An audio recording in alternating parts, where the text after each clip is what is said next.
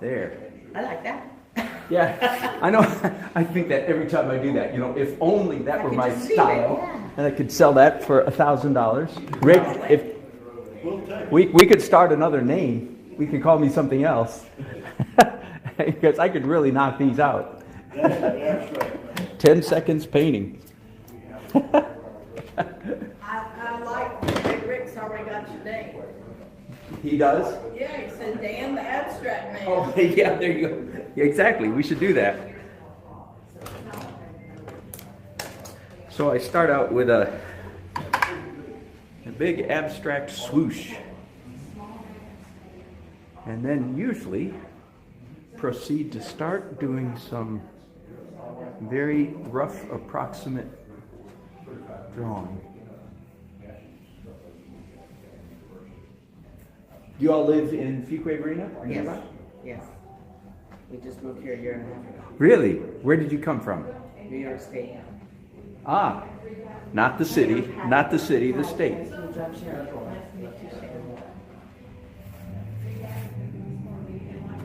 Not the city, but the state. Is that what you're saying? Yeah. Big difference. Yes.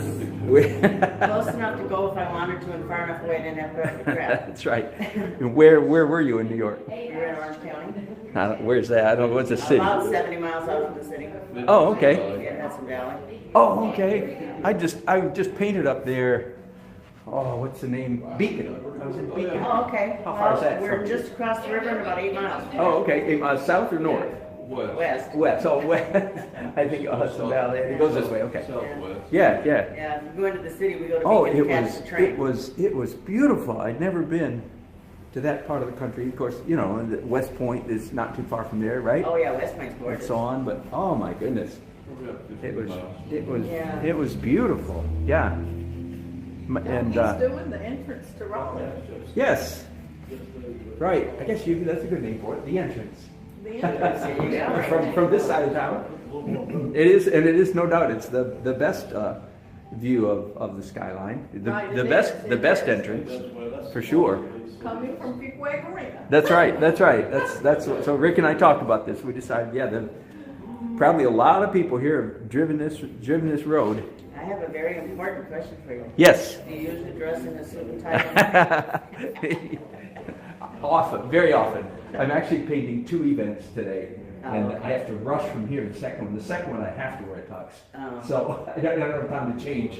So we don't I would be wearing normally require Yeah. formal dress. I would be wearing half the paint, I think. So. Yeah, and I do too. I have ways. See, I look pretty good from the back. Is the point? If you look up close, you say, "Oh, he does have paint on it, covered with Sharpie marker." Oh, That's my secret. Okay.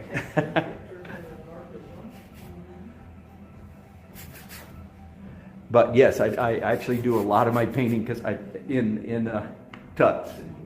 Isn't that funny? I suppose when you're exhibiting. And I paint. Well, I paint at weddings. That's what we were doing in Beacon. Oh. In Beacon, New York, I was painting a wedding. Okay. Yeah. That So sounds different. yeah.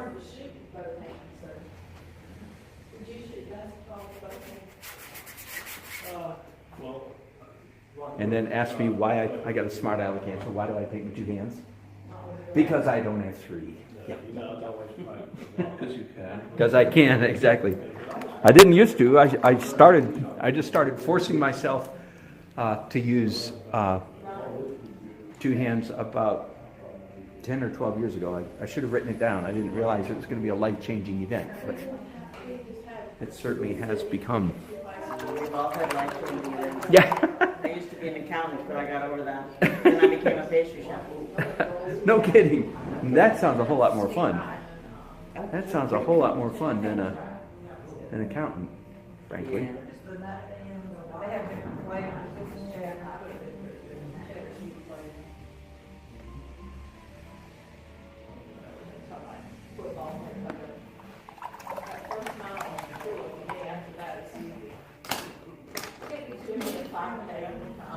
Don't give me 100 meters. You were pretty good at 100 meters. Yeah, if I get much over,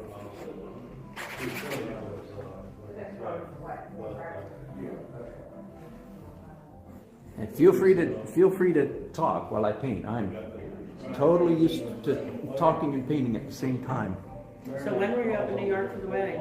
Last June or July, Oh, okay. just this past year. So Yeah. you were out there in a beautiful time. Yes. Opposed to now when they're getting crap. Yeah, yeah. Well, I love crap snow, except I grew up north. Where?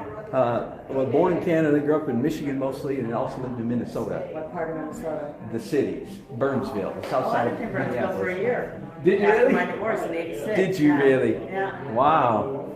We almost overlapped. I We spent left. way too many years up in northern Minnesota. Did you really? Yeah. Way too many. Yeah.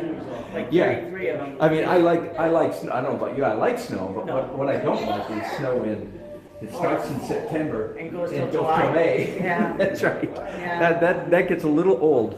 Yes, it does. But no, I'm very visually. I like snow here because it goes away in 2 days. Oh, wasn't that lovely? 8 inches, gorgeous, beautiful. See, I We like got the like beauty. 1.5 inches, and it was gorgeous, and then it went away. And then it That's goes. why it was Then gorgeous. 3 days later, it was 60 degrees. I know Yeah. it's hard to complain. Well, especially because in this state, if they get something like that, they just close the Everything street. shuts down. Yeah. Yeah, in Minnesota, they never did that. Oh no, right. 50 below, walk to school. So where do you grow up? Virginia, Minnesota. Oh really? Yeah. Wow. So you are a real Minnesotan. Then. No. Nope. No? Hated every minute of it. Did you really? Yep. Oh my. Was not born there. Oh, weren't you? No. So it never was in your blood. No. Somehow. Well, it should have been because my father was from there, but no. Yeah. Should have been. You're right. Oh, we loved our years up there. We moved from there to Texas, back to Texas actually. Yeah, there's a little culture shock. Well, as a matter of fact, in the summer of '81. Yeah, summer of '81, we lived in Central Texas, and it was over 100 degrees, 100 days in a row. Yeah. And back in those days, I was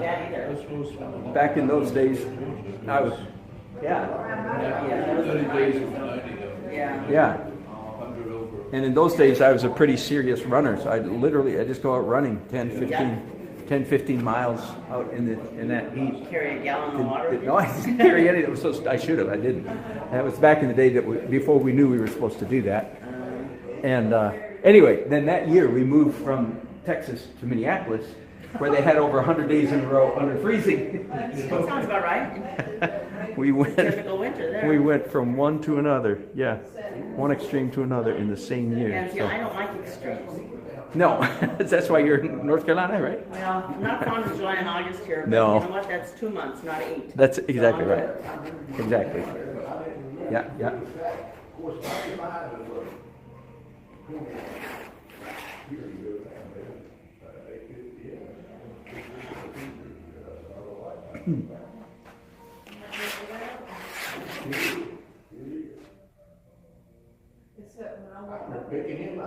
I better get. Part of the reason I'm doing all this drawing, well, besides to put lines on the canvas, but is I want all this to dry because I want to be able to throw. I want to be able to throw another layer of color on there without them mixing up.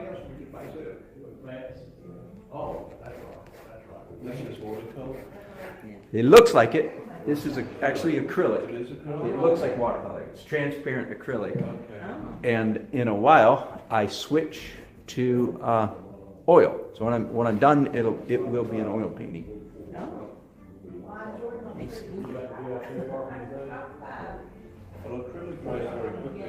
Right. So I'm not quickly enough today, evidently. Yes, I want this to dry pretty quickly. That one that we had, that was oil, wasn't it? I know, so she's done several different. Yeah. His aunt is an artist in Wales. In fact, Prince Charles has some of her paintings. Are you kidding? No. No kidding. I don't get that. No. Wow. I'd like to be introduced to Prince Charles. Maybe buy some of my paintings. Forget that. I practiced this last week doing some sketches of Harry and Meghan. Because why not? Why not? Looking good. Thank you. We're gonna have to slip on, Dan. Thank you, John. We'll see you. Good to see you, man. Yeah, but I got an idea for you guys. Oh, wonderful, thank you. Bye-bye. Right. Thanks for coming by, John, appreciate it. Always. Be here. So I have a technical question. Yes. How long does it usually take you to do a portrait or A painting? Yeah. 4 hours. I've done at events sometimes, I've done as quickly as, I think an hour and 40 minutes is about as quickly as I've done one. At a wedding reception, though, I have portraits, to do a portrait of the bride and groom. And I would like 6 hours, even 7 to do that. Wow. Okay, I'm gonna hope that most of that is dry. Well, I'll do this. And a lot of it wasn't, was it? But at least I turned it into interesting marks. That's the most important thing.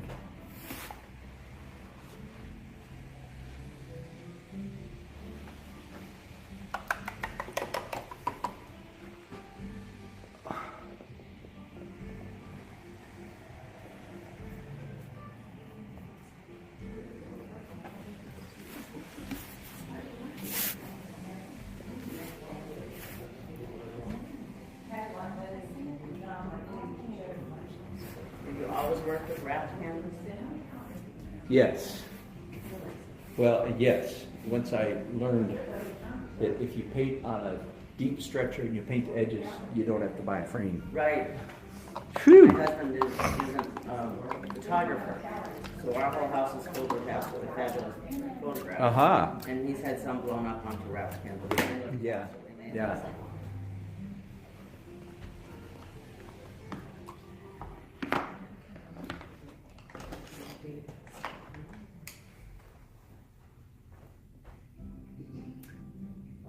I would prefer that that was all dry, but sometimes we don't get what we want. So.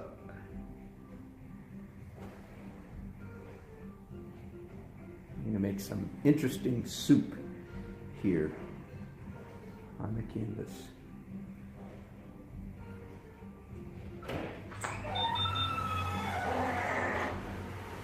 Hello, welcome. You're all dressed up. I am. Did you get the memo? Black tie. You're away from home, Jake. Yeah, I know, crazy. No, I'm painting at 2 events today, and I don't have time to change between this and the next one, and the next one is black tie. So Oh. there you go. So.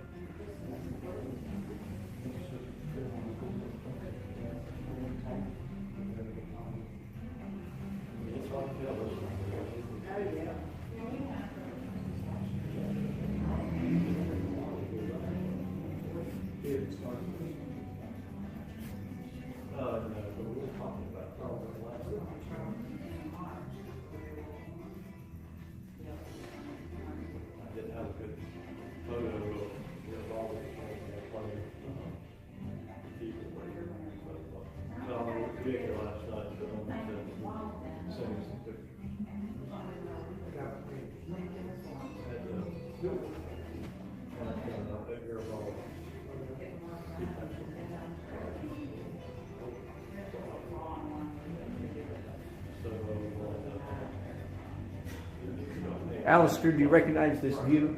Have you lived in Raleigh long enough to know what I'm painting? As you drive? Yeah, I've driven it many times. Yes, I imagine the people in this part of the county have probably driven this a fair bit. Yeah. Until recently.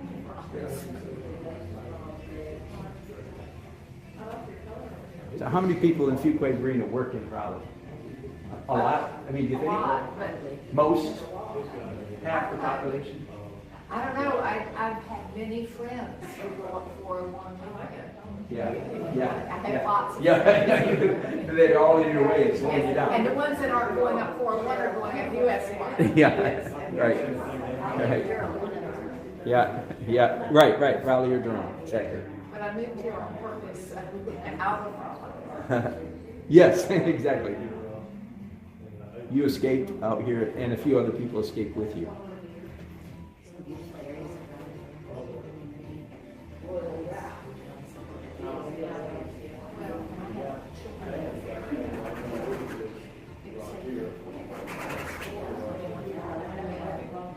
And that's not working out well for the very 600, volleyball, baseball, gymnastics, swimming, soccer. You get the idea.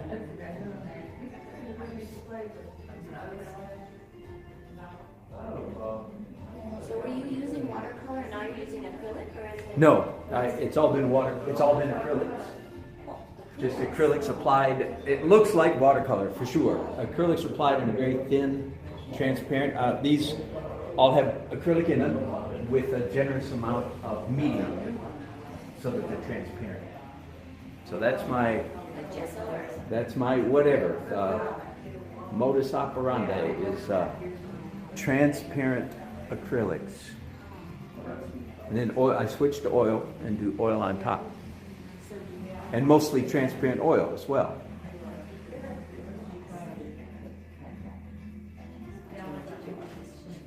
Then all the paintings you see around here are all done, I think, except for one. There's one here that's just straight oil, but you can't really tell the difference. That one right there in the corner. That's the only one that I didn't start with acrylics. Just went straight to oil.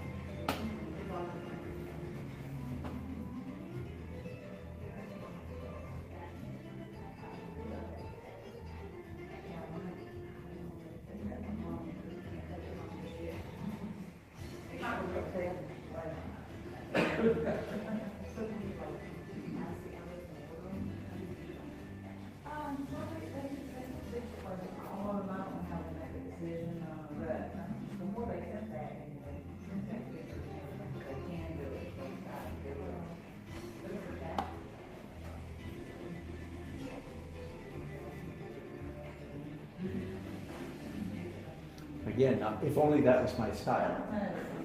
I can quit right there. Yeah. So did I understand you're doing 2 paintings today? I get one here and one in downtown Raleigh this evening. Yeah. But Yeah. not 2 in this No, studio? not two here. Yeah. Which one do you spoke for Raleigh? Yeah. Where are you in Raleigh tonight? There's a fundraiser for the Visual Art Exchange, which is a big arts thing in the Marriott downtown. So I hope the roads are clear because I'm in a hurry.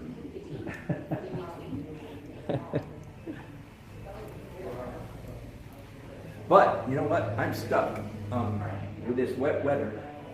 I have to wait and let this dry. So Do you need let's all eat heat something. or fan or Yeah, I actually should have thought about it. I have a heat gun at home. It's kind of like a hair dryer, but 400 degrees. Do you ever use any of this varnish? Yes. I didn't know. I think it's kind of all purpose. Yeah. You usually use like a mat or Gloss. Semi-gloss would be good. In fact, yeah, all of my paintings in your gallery should be varnished. Yeah, but feel free. Someday take them out in the parking lot. It smells bad, as you know. So Rick, I have to wait for this to dry. You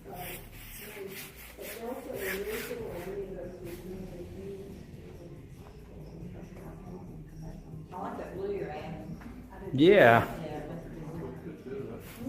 I want to, I wish now, because I don't know my bathroom. It amazes me. Turns out,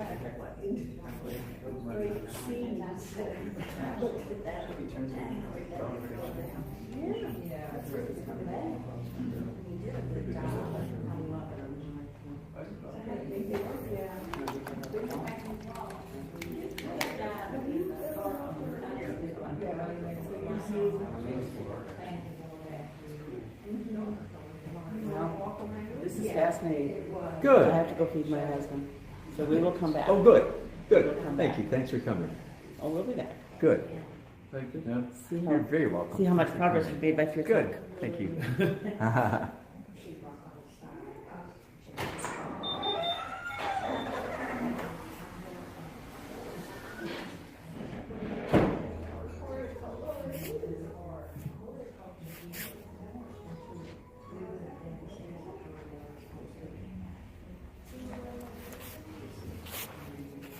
I like how you encourage your dress.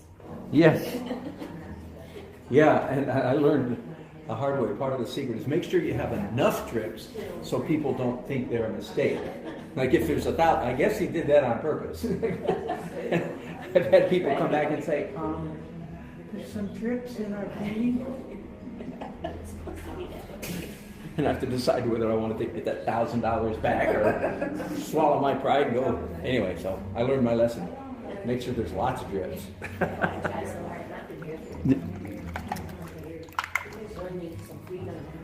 Yeah.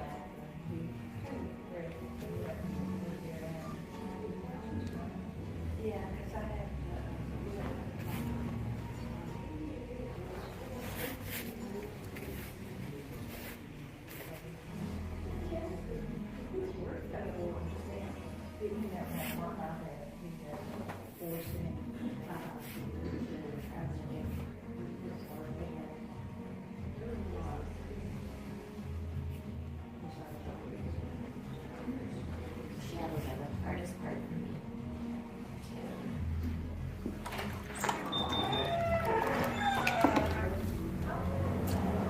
Hello. Welcome. Good. Thanks for coming in.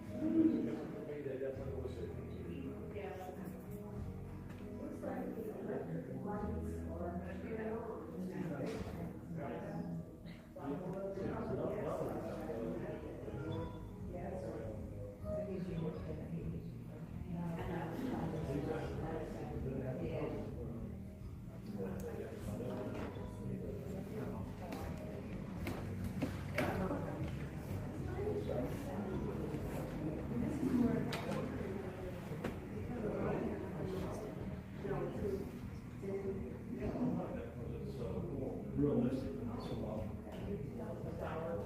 Yeah. Yeah.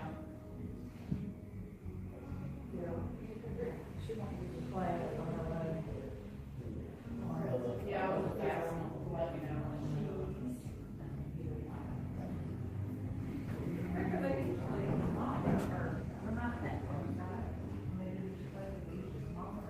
Same size, a little smaller.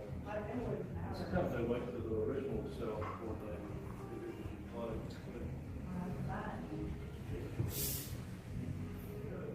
Yeah, it doesn't matter, as long as the price is, what size of it.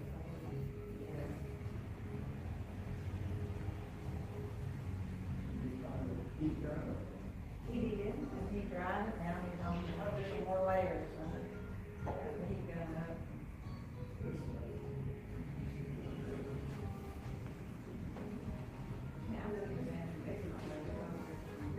coming out with anything. Yeah, I haven't used my own credit card.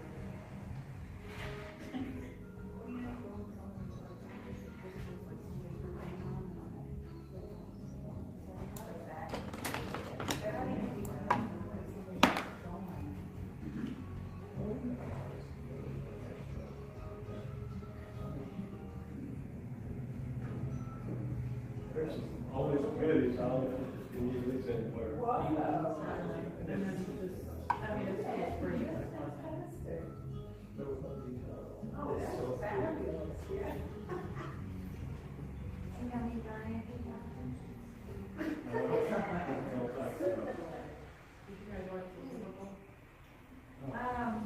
Did we watch it? Well, they were parts of it. Yeah, they both all. We watched it last one. Yeah, we didn't watch it. It was an exciting, it was a very good Super Bowl. Yeah.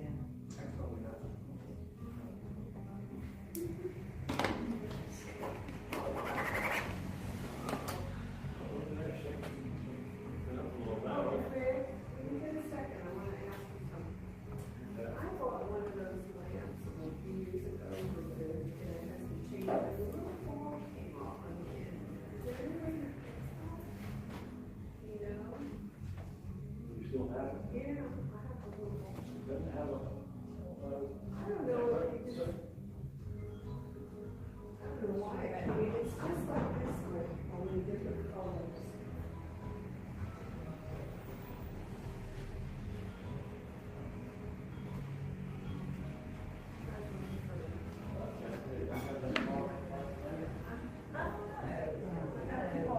Dan, he's got it. In Raleigh.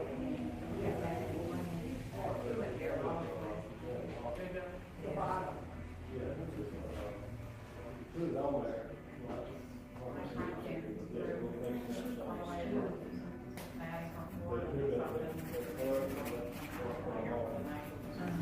Okay, but this is what I'm saying.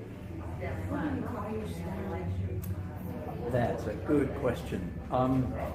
Somebody else came up with a name for their style. They called it abstract realism, and I felt like that's a pretty good description. It's definitely realism, some more than others. Like that's parts of that are almost photorealistic. Yeah. But in every case, the abstract, the marks, the color, texture, strokes, marks themselves are paramount over the image. So abstract realism. It's impressionistic, but then people think, oh, impressionism is most certainly not impressionism. Right. And impressionistic is so vague, it can mean almost anything. So, yeah, I like abstract realism. Somebody else came up with that name. It's pretty good name. And I said it that way. Yeah, it's a good description.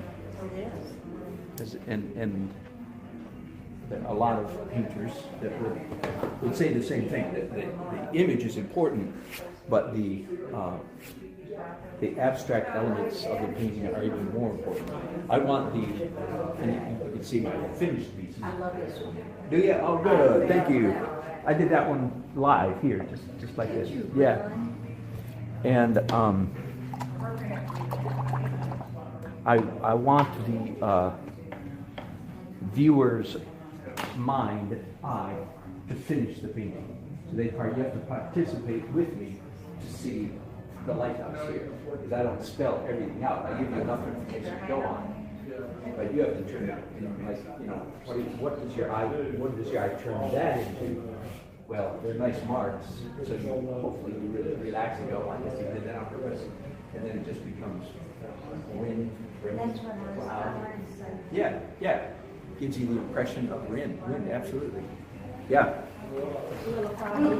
Yeah. Right, yeah, absolutely. Maybe more than a little.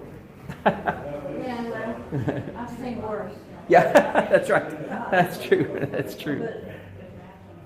Capture what? Good. Thank you.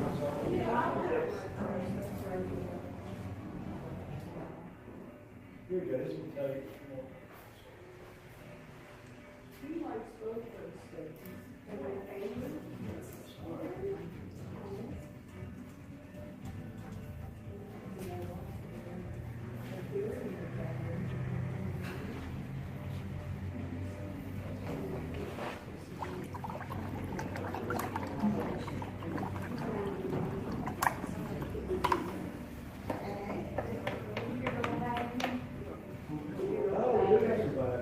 Normally, I would like to wait for that to dry, but once again, I don't have time today to wait for it to dry, so I just plow forward.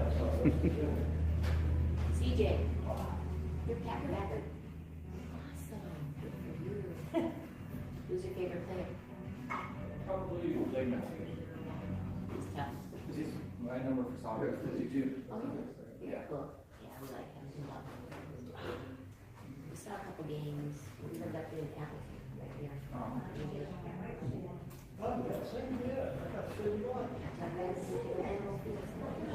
can take it in the winter. It will not last. This weather is just fine. 1 month was really yucky cold, and then after that, it's like 50 to 60. He thought last Saturday was on free. Okay, what are you leaving? Okay, and Jackie will be back, so that will probably run it in the ground. We've been there together. Yeah. So where are you going? Okay.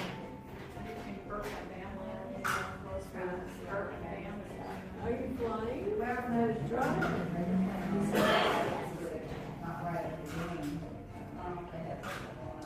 I know it is. You want a passenger? How long are you staying? We'll be back on March 18th. Oh, that's a long time. I don't have friends that want me that long.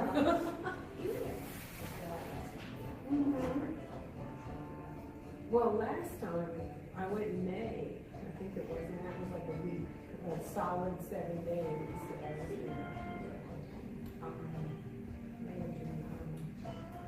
But one time I stayed almost 3 weeks. It was too much for both of us. It really was. I was ready to go home. Yeah, we stay there. We all stay there every day. Every day.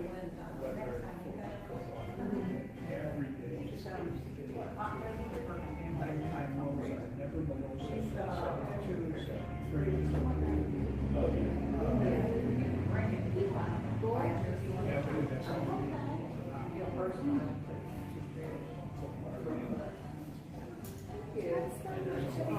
If you're moving right along, it does.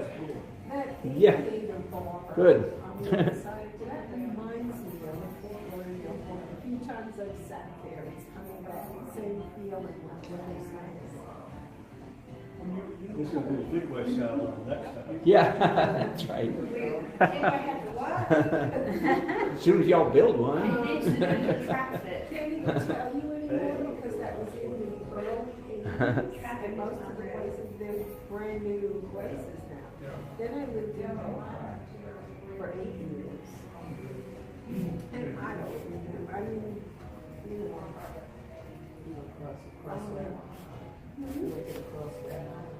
Yeah, but see, I moved from there. In 86, I think. And so the law was kind of new at that point. And Did you ever go to Shark? well, where I went more than anywhere was as far down by Deerfield. What the heck was the name of that? Yes. The whale trip? Yes. That's our favorite place. Gosh, that's where, Yeah. yes, we stayed, we're there all the time. You should see that area.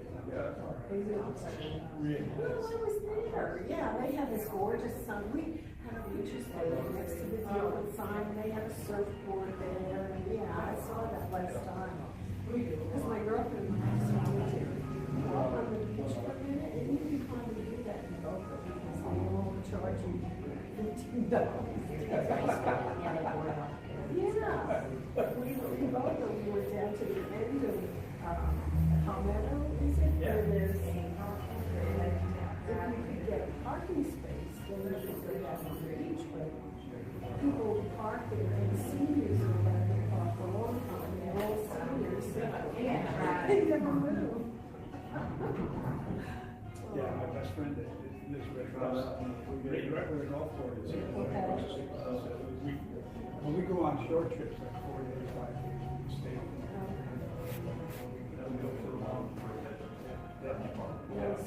He's my best friend. Quite the mess, huh?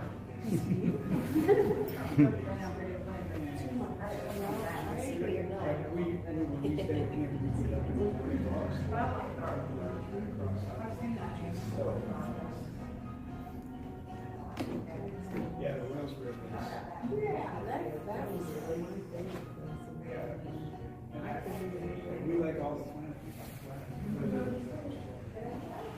That's no longer called the iPad, it's just planet. Both of these restaurants in Meisner Park, that's where we did, yeah. And so whenever we felt like having, we just go in there.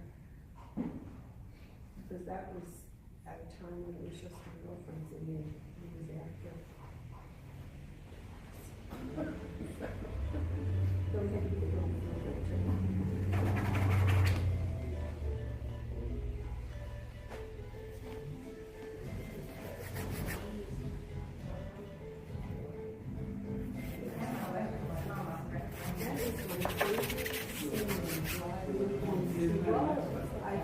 every time I just go, it's gorgeous.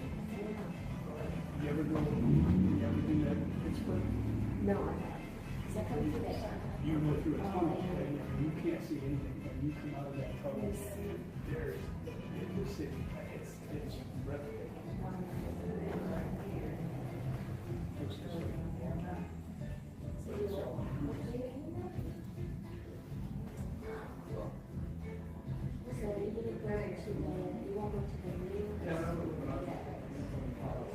My first year, the whole for 2 years. We built all three.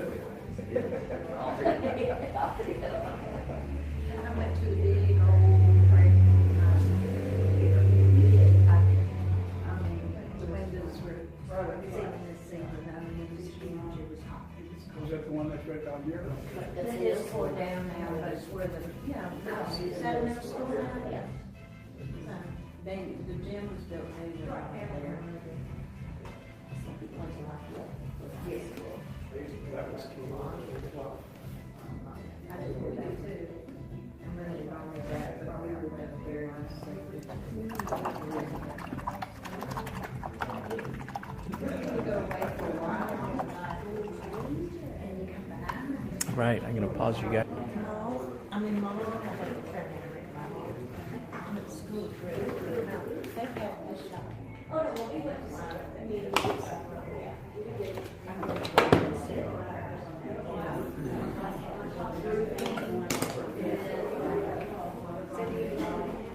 No, I was, no, nobody.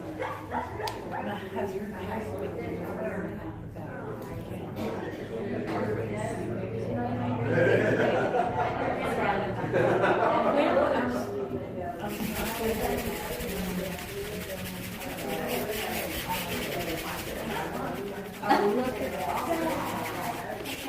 I just ruined it. I was just thinking, I just had a heart attack. Yeah, so this is now oil. On top, that's right. You have to hurry up today.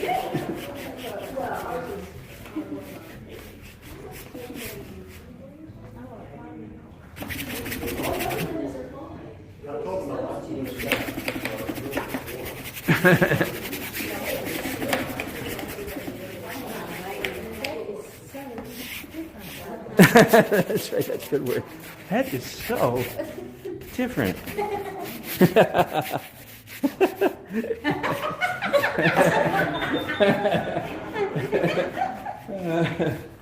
a good way. Yeah, of course.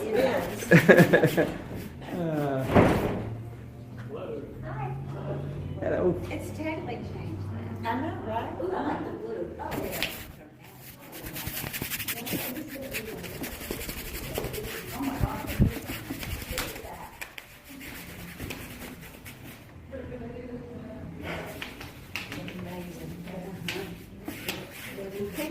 Okay. So not done, not finished yet. So that's called the glaze when you do transparent. And that's what, this is what you smell, sorry. So that's just a medium that makes the oil paint transparent. So that's like a clear. Yeah. So what made it blue? I put paint on it. Yeah, good question. Now, I'm not done yet. After turning the whole thing blue, now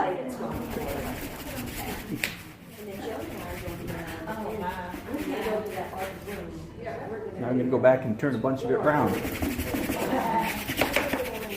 I can't make up my mind.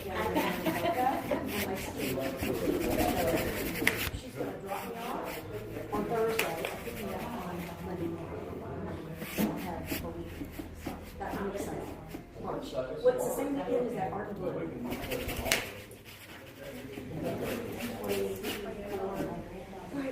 I saw you. I've been reading all of those back and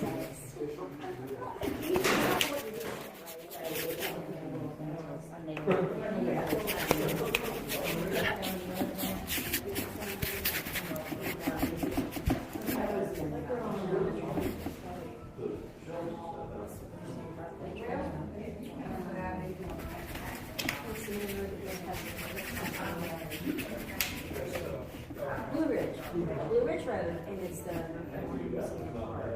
had it on this church, I think it was the first street, but I mean, where's that one, the range that's in there?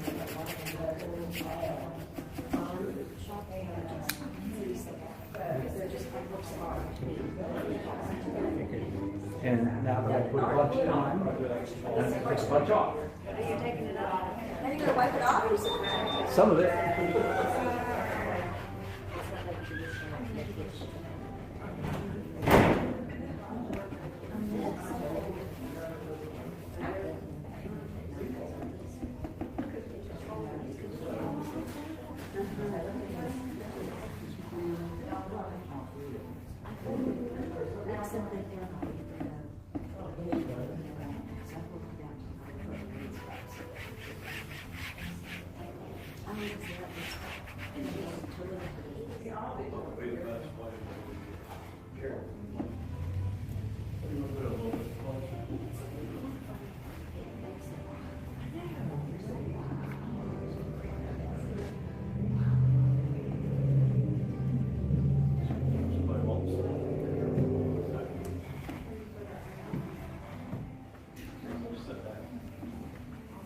What are you wiping that off with?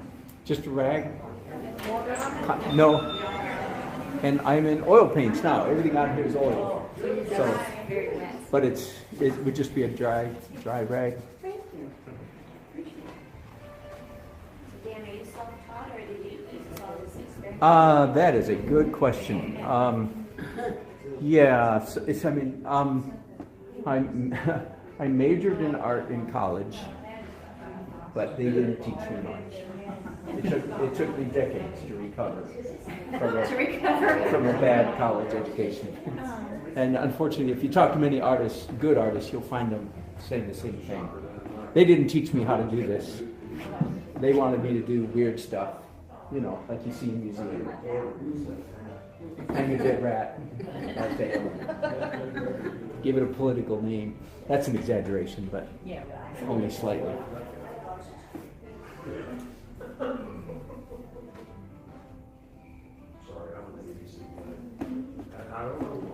So your finger painting as a kid was masterpieces? Yeah. My dad was a good painter. He That was? so that had a lot to do with it. By the time I went to kindergarten, I thought I was an artist. So, it does run out. yeah. Okay, so done wiping now. Next step is I either draw again with brushes a little bit every time. So I've drawn it at least 2 or 3 times already in acrylics. And every time I get a little bit more accurate, a little bit more precise. And the next layer is either draw with pencils, which is very unconventional, by the way. That's not a traditional. And they're kind of like grease pencils.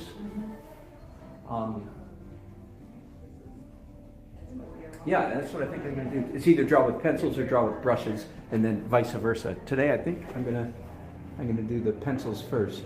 Then I've already drawn with pencil one time. You can still see some of the lines. And I want a little bit more. So the purpose of the pencil is twofold. The secondary purpose is to draw, to capture a likeness, to get some realism. But the real purpose for the pencil is simply to create an interesting texture on the canvas. So what I'm doing here, like a traditional, if any of you know any or have seen any old-fashioned, like my dad, old-fashioned oil painters, many times they would start with a charcoal sketch on their canvas, and then proceed from there. But the goal was never for those charcoal lines to be part of the final production. Where in my case, these lines, this is not like that. These lines are very much I intend for them to be visible, some of them, at the end of the process when the painting is finished.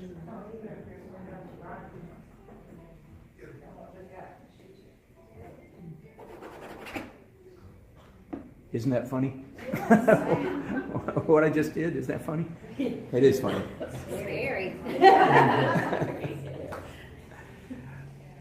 Everything that I'm doing so far, everything I consider this thus far to be underpainting. And for some reason, we don't use the word overpainting. I don't know why, but only the last 2 layers for me are overpainting. Everything else is underpainting. Sometimes people, by the way, will use the word background, and that's not the right word. Background means there's a play going on, the background is behind the actors. That's a background. This is not background, it's underpainting. It's very, very, very important. In fact, in my case, in the way I paint, it's almost the underpainting is more important than the overpainting. But in the underpainting stage, I'm trying, as you can see, I'm trying to create what I call a lot of chaos on the canvas. A lot of mess, I paint on the street a lot, and I really get a kick out of it when people, especially when they're coming the other way and they see an artist, and they get a sense of expectations in their mind about what it's going to look like when they come around and see it. And in the early stages, like this, they come around and go, and they want to be nice because they've been smiling at me as they come up the sidewalk, so they want to be nice. So they say, "Nice painting." What they really mean is, "I hope this isn't your makeup." And then conversely, at the last stage of the painting, if they come around, and they also see, they were expecting something sort of circumspect and realistic and accurate, and a depiction of the street. And if I've done a good job, they go, whoa!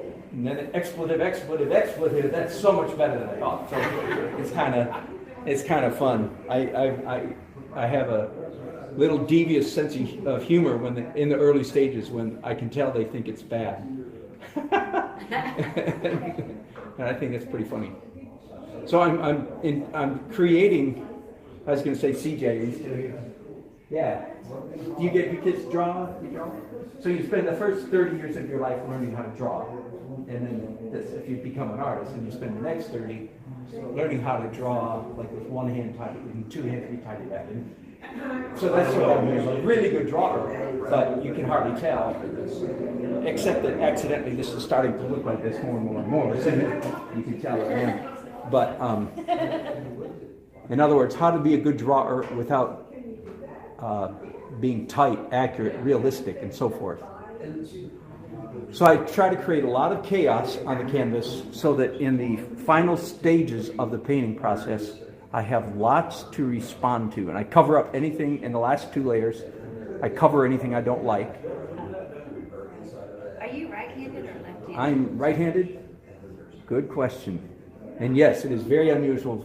Not very many artists paint with 2 hands. No, that's why, I mean, y'all must Do have they? been Are you painting 2 hands? Yes. She's not old enough to paint with 2 hands yet.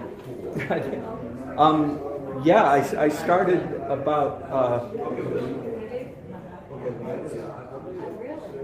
I started about 10 or 12 years ago. I read that Leonardo da Vinci painted with 2 hands, and it was like just an epiphany moment. It's like, come on, you guys, Da Vinci painted with 2 hands. Is anybody around here paying attention? And then I also looked back. This is so back when I was quite a bit younger than now. I looked around at old people and saw that as we age, we tend to lose parts. Arthritis, bursitis, stroke. And so literally, I thought, well, I'll start hedging my bet. I'm going to start using both hands in case I lose my right arm. So, and when I first started, my left hand was just as uncoordinated as it could be. It couldn't do anything. But the funny part is, even though it was terribly uncoordinated, my painting improved immediately as soon as I started forcing myself to use my left hand. And I forced myself for years and years and years when my left hand was still awkward as all get out. But my painting was better, so I just kept doing it. Now eventually, like after maybe 3 years or something, one day I was out painting and I was using my left hand and I didn't realize it. So then I knew that I had switched over to some new level. But still, to this day, if I find myself painting, well, I don't. If I find myself painting with just my left hand, I get irritated. But I know I'm painting poorly too. If I revert to right hand only, I'm not painting well anymore. So either quit for the day or force myself to get my left hand engaged.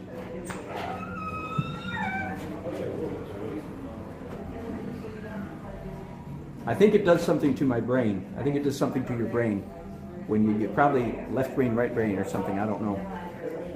But my brain definitely feels different when I paint with 2 hands. Really? Yeah. Definitely. Yeah, I do. And I used to be a lot more easygoing on my students and so forth and say, well, I paint with 2 hands. It's really weird. You should try it. That was back when I was nice. Think about it. Nobody ever goes to a concert and says, golly, that piano player's using 2 hands. Every musician just about uses 2 hands, right? Nobody thinks anything of it. Same thing, basketball players, right? You don't play big time basketball if you don't shoot good with both hands. So I think the artists have just kind of gotten a lazy.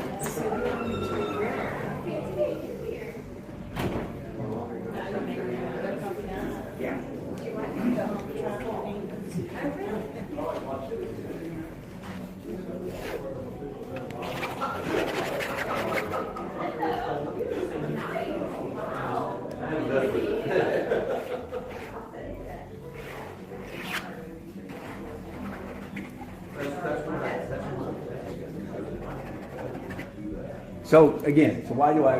Because I'm creating enough chaos. I'm creating mess so that I have something to respond to in the last stage. And if you only watched me do the underpainting, you'd say, oh, I get it. Dan, at least Dan Nelson, he's that guy who paints really, really, really fast. But you'd have a wrong impression. And so if you watch me through the last phase, if you only saw the last phase, you'd say, oh, that's a guy that paints really slow and meticulous. Get it? And when I'm teaching a class, I say, for the first half of the class, students, I beg you, I challenge you, I dare you to be as messy as I am. They never make it. They're always way too fastidious. Then in the second half of the class, I say, I dare you, I beg you, please, I dare you to try to be as neat as I am. And they don't do that either. So there you go. That's part of being a beginner, I guess. They're neither neat enough nor messy enough. And of course, I say this. So the messiness creates the busyness. Yeah, right. It creates a chaos is the word I like the best. So I'll cover up anything I don't like with opaque paint in the final stages. What always surprises me is how much of the mess I like. So I don't really end up having to cover up as much as I would think when I'm making the mess. You know, when I make a mark like that, I think, oh, I just can cover that up. But then in the later stages, like that one right there, I very often go, you know what? And it doesn't answer like, what is that? It doesn't answer the grumpy left brain. What is that picture? Is that I don't think there's power line. No, it doesn't. But it just makes the painting look better. Now, if I decide it doesn't make the painting look better, then I simply wipe it out in the last stage after that. Okay, so I'm done drawing with pencils. Now I'm going to draw with brushes again. So just sort of fine marks. Oh, they're basically like concentrated. They're sort of like a grease pencil, not quite as greasy as a grease pencil.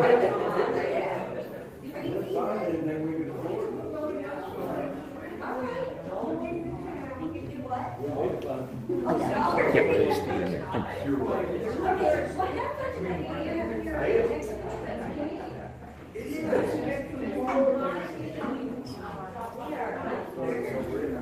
So with each stage of the painting process, I try to get just a tiny bit more realistic.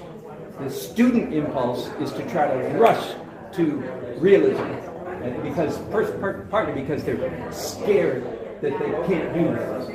Well, I don't have that fear. I know I can do realism, so I'm willing to take my time. That's a luxury of being a pretty good drawer. So I can take as much time as I want. So every step is just a little bit more realistic than the step before. As you'll see, like right now I'm adding little bits of dark details.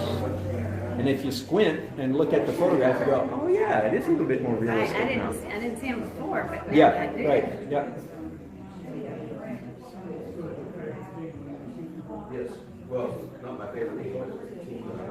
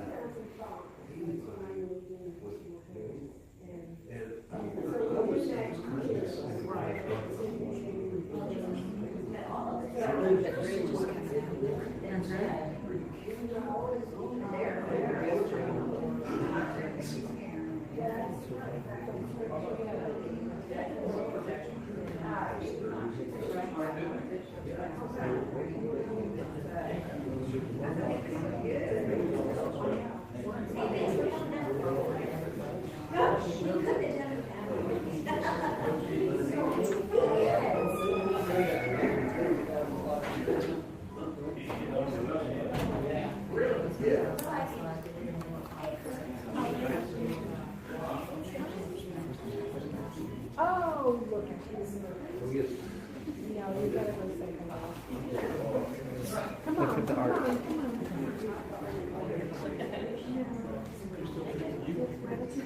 Yeah, that's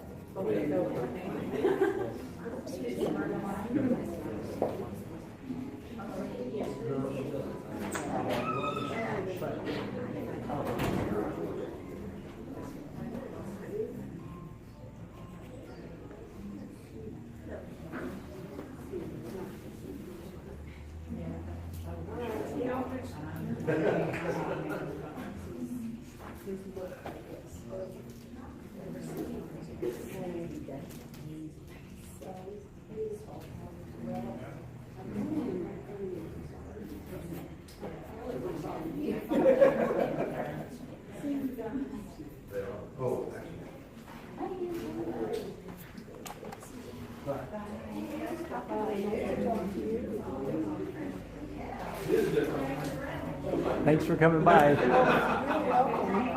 pleasure to watch. Good.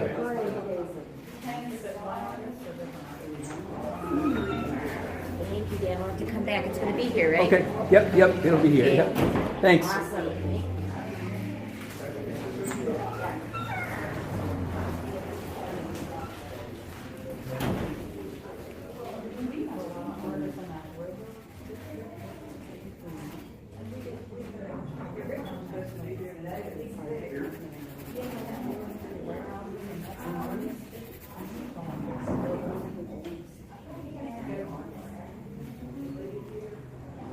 Do you paint every day?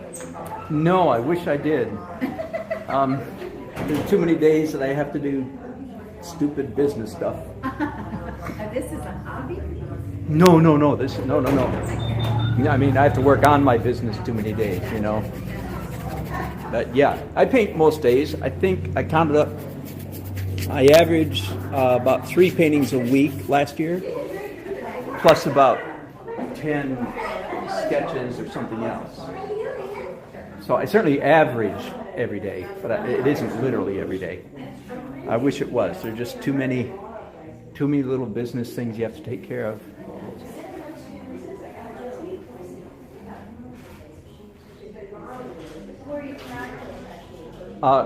Raleigh for the last 29 years. Yeah. Here's a funny thing. In fact, I don't think I ever realized this until I was somewhere painting public one time, and the person on the PA system said something like, "And we have with us tonight local artist Dan Nelson." I went, in the art world, to be called local is to be called loser. Really? Is that funny? So you could say we have Raleigh artists, that's okay. But to be called a local artist means you haven't made it yet. You're no good. Yeah. So I included it in my little press releases. Please do not call me. I didn't think about that. Please, I know most people. Isn't it funny? And it's just semantic. It's just silly. You're just locally known, right? Yeah, exactly. He hasn't made it yet, so he's just local. Funny. But you could put a twist on that and say local in 50 states. Yeah, that's right. Yeah, that's right. Right. Yeah. I don't know how you learn those things, but as soon as it hit my ears, I went, ah! I knew it. There was no question.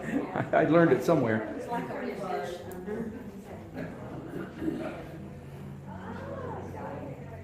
That was years ago. I learned that lesson a long time ago. Even if you are just a local artist, for goodness sake, don't call me one. Thank you. For the lesson, I don't know.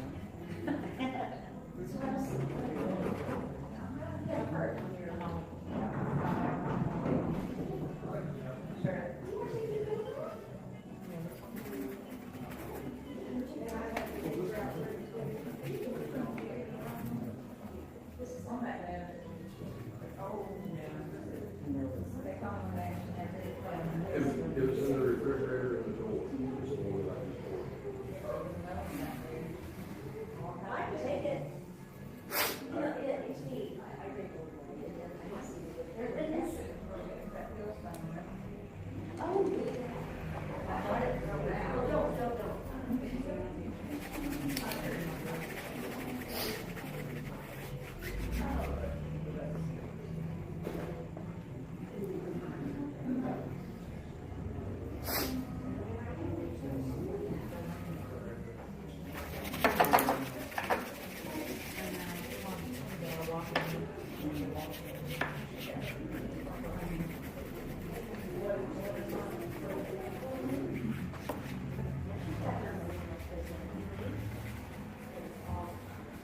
Are any of you painters?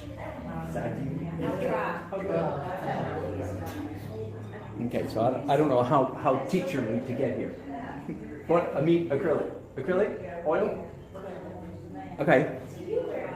Well, here's the real. You've seen me doing it all afternoon. Anytime you want some part of your painting darker, you know. Hey, no, we know that. Darker with transparent color.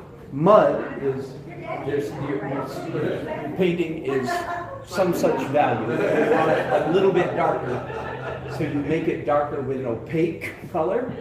In other words, you get dark with white paint. That should make your scratch get dark with white paint. To make it opaque, put white in it. That's mud. That's what mud is. It's the misunderstanding of opaque paint. So you get dark with transparent and light with opaque, and that will virtually always keep you out of the mud problem.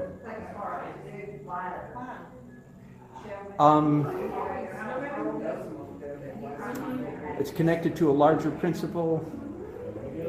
Human beings, we don't like seeing dark paint on top of light, period. We don't like seeing, doesn't make us happy to see dark paint on top of light paint. That sounds weird, doesn't it? And you should be saying, well, that's crazy because there's times you have to do dark paint. Duh. So there's two things. One is if you have to do dark paint, make it transparent so you can see the light underneath it. And then follow up with light opaque paint adjacent next to it. You'll see me do that here in just a few minutes. So everything, I just finished doing all those details, so the painting has all this dark stuff in it. All of that was transparent. Now, of course, every one of these rules can be broken. The name of my book that I'm working on is The Breakable Laws of Painting. So it can all be broken, but if you don't know the laws, you're probably just screwing up. Yeah. But as long as you're having fun, that's all that matters. That's the bottom of the line. Yeah. Is there, like you want a transparent or dark colors, like you use blue, is that a good color to use, or it really depends on? Yep, any color at all, Okay. except the dark, transparent yellow doesn't have much darkening effect. Yeah. So I tend to use a lot of blue or like I did here, blue with a little brown in it, so it's darker and not quite as bright. Okay, so I am down to the second to the last layer. There's two more layers to go, but the last layer is the slowest one, so I'm doing okay. Oh yeah. No, this is definitely oil. As soon as I do that glaze, acrylics can't glaze like that. You can try to kind of sort of fake it, but they can't do a glaze that thin and that pretty. So I'm down to the next penultimate, the next to the last layer, which is what I call the fuzz layer, where I'm going to paint anything that's glowing. It is going to be translucent. So you do know this to be translucent, transparent. Most people, if you think about it, oh yeah, right. Translucent, it's like a fuzzy ball, you know. Transparent, it's like glass. Okay, so this layer is translucent. So it's opaque paint applied thinly so that it has the effect of being translucent. Is that why you use oils now? Yes, because it would be hard to finesse to this degree with acrylics. It can be done with acrylics, but you're really fighting against their normal tendencies. You know, it's like people who are really, really, really, really good painters can paint with acrylics. Beginners can, and yet most beginners do try to paint with acrylics because they think they're easy. Because water comes out of their faucet at their house. Water easy, but it's the opposite is true. Oil painting is easy.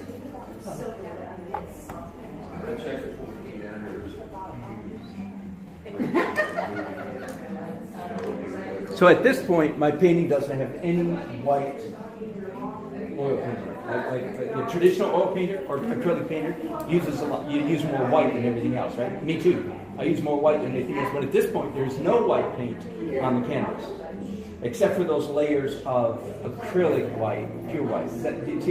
There's no mixed color in here, and yet the painting's 90% finished. You know, it's almost the right color. But so here for the first time, I'm going to use titanium white.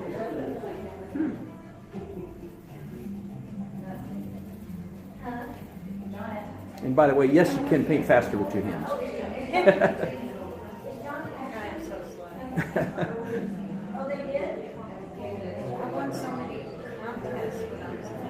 Did you?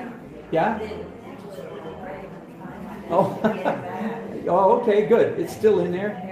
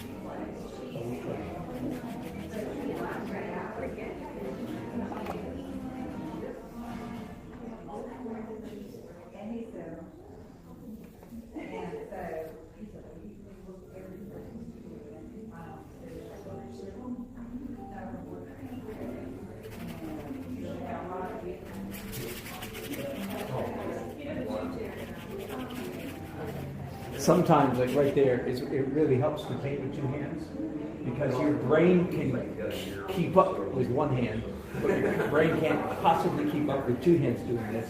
So I just tell my hand, sort of close my eyes, to close the eyes of my brain, and tell my hands to go, and let's go, boom! And I'm not thinking. And then I can do it, because if I stop and think, I'll get like, ooh, this is kind of scary, you know? Painting over, you know, messing stuff up. So painting with two hands, you no time to be scared, because you can't keep up with what's going on. Brain can't keep up. Yeah, right. Your brain can't keep up with two hands when they're going fast. So, I mean, most people, most painters, and those of you who are not painters, most artists say, "I'm tight. I would like to be loose." Have you heard that?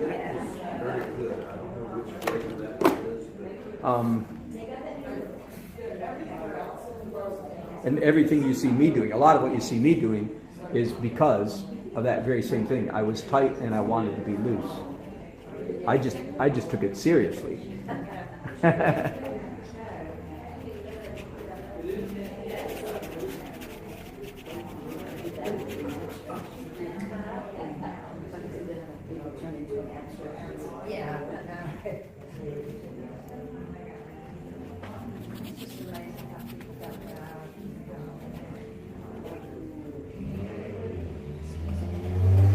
So this layer, this is my next to the last layer, and everything I'm doing now is supposed to be soft edges, like, you know, if you've heard of tree holes, sky holes, I mean, those are sky holes, but they're real soft, fuzzy ones, and I know I'll come back later with some more hard edge. This is my my soft layer, theoretically. You're quite dressed formally. Yeah.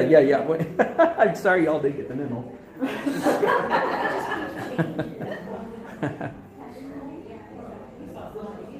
I'm painting at two events today, and the second one is black tie, so I don't have time to change in between. So, you lucky people.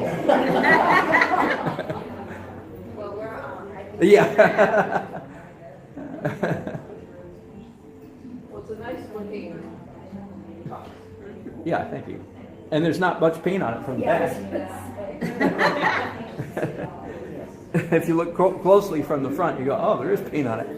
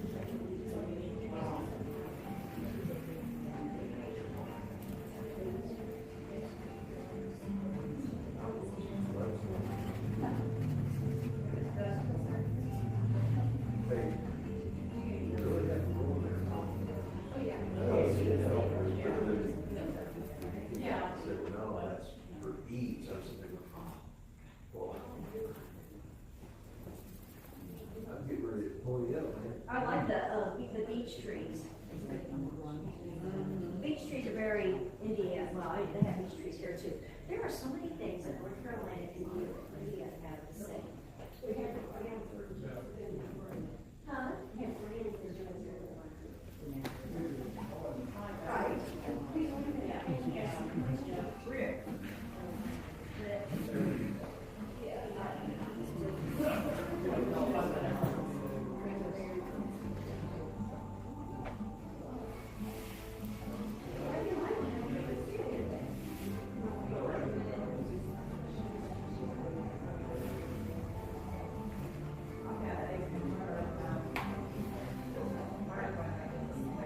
Okay, that's the end of my messy. And I'll start getting, a little bit neater, or a lot neater. But trying not to cover up too much of this mess, because the mess has really good energy. Doesn't it?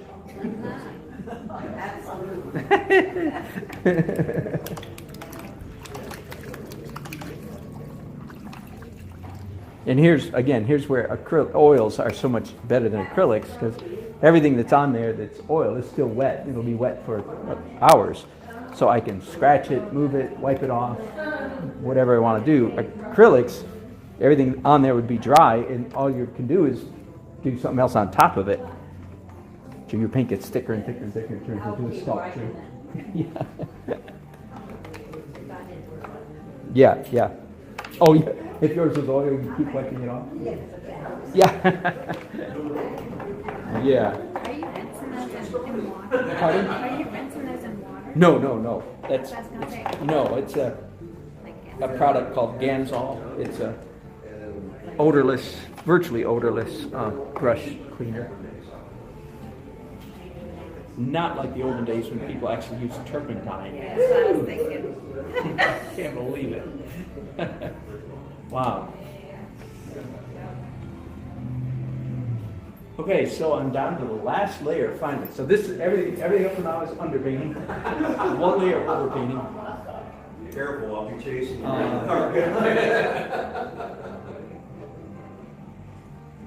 And I start, so this last layer is almost all light, opaque highlights, or light opaque stuff. And I can start any one of 4 different areas, 4 different subjects. One is I can start like a traditional oil painter with the thing that's furthest away, which is the sky. That would be one valid approach. Because from now on, basically, I'm painting an opaque paint. In fact, from now on, I'm painting sort of like a traditional oil painter. Most, at least well, in the last 100 years, traditional oil painters and acrylics paint mostly opaque, right? Straight out of the tube, mostly, right? And so the big distinction of my painting technique is almost everything is transparent. This is the one opaque layer. But 85% of the canvas is finished. So when I teach a class like this, and we get to this point, I think what happens most of the time is students that have some experience at painting, they go, thank God, now I can paint the way I know how to paint. And they completely cover their whole canvas with opaque paint, and probably walk out going, I don't know why we did those for 4 hours. And so I give them a rule, I said, no, only 10% of the canvas. Anyway, sky is one option. The lightest, brightest, whitest thing is another option. Focal point is another option, or just some color that needs to be fixed. And so that's not, the 4th option is not today. So either the focal point or the sky. The danger with starting with the sky is that's kind of far out on this painting, and it's way up there at the top. And I might feel like, well, these streaks up here, they're too strong. Maybe. I don't really think they are, but I'd be tempted to dial them down, like cover them up a little bit. And then when I get the rest of the painting done, I might discover I've covered up too much in the sky. So today I'm not going to start with the sky. The focal point is right here at the center of the painting, isn't it? And that's also...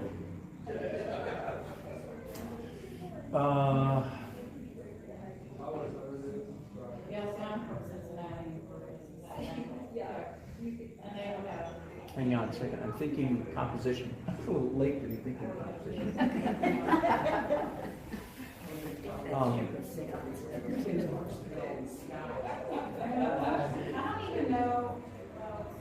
Okay, I think here's what I'm going to do. Actually, I want, and you can kind of see it in the photograph if you squint, kind of, that there's a band of light stuff right across here, right? These buildings. And I want that to be sort of a cohesive unit when I finish the painting. So that's where I'm going to start. This last layer is doing the light areas up here. Yes, it's going to be here for another hour. Yeah. And 20 minutes. Yeah. How long are you going to be here? Yeah, that sounds about right. Yep. It's got a form. Is there an alarm set to go off? Very tall.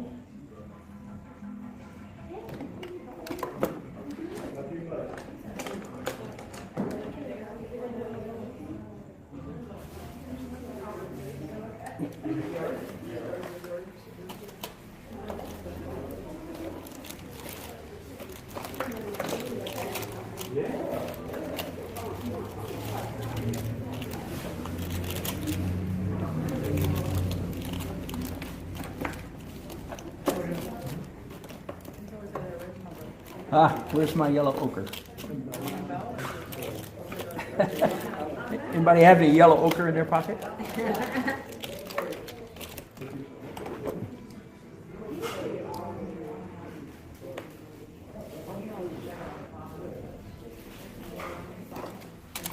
No problem. We'll get by.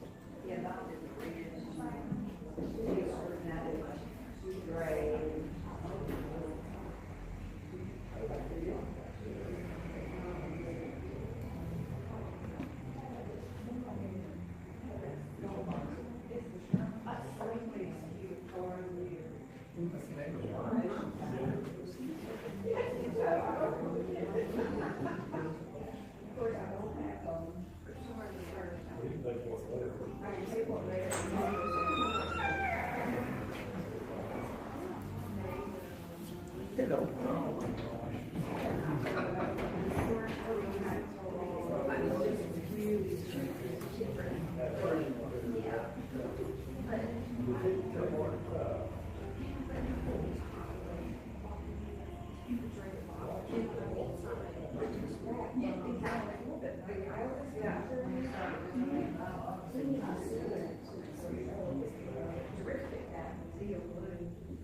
So if you're going to get bored, this is the time to do it. This is where things slow down. Things slow down quite a bit.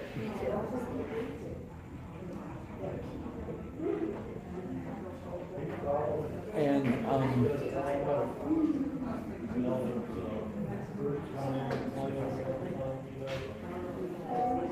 at every step of the painting process, I like to say it's more important that my marks be interesting, that just the stroke itself be a pleasant, interesting stroke. That takes precedence over that the stroke be realism. Although obviously I'm juggling between the two. I mean, I hope it's obvious. I want it, and look at my finished paintings, I want it to look like something.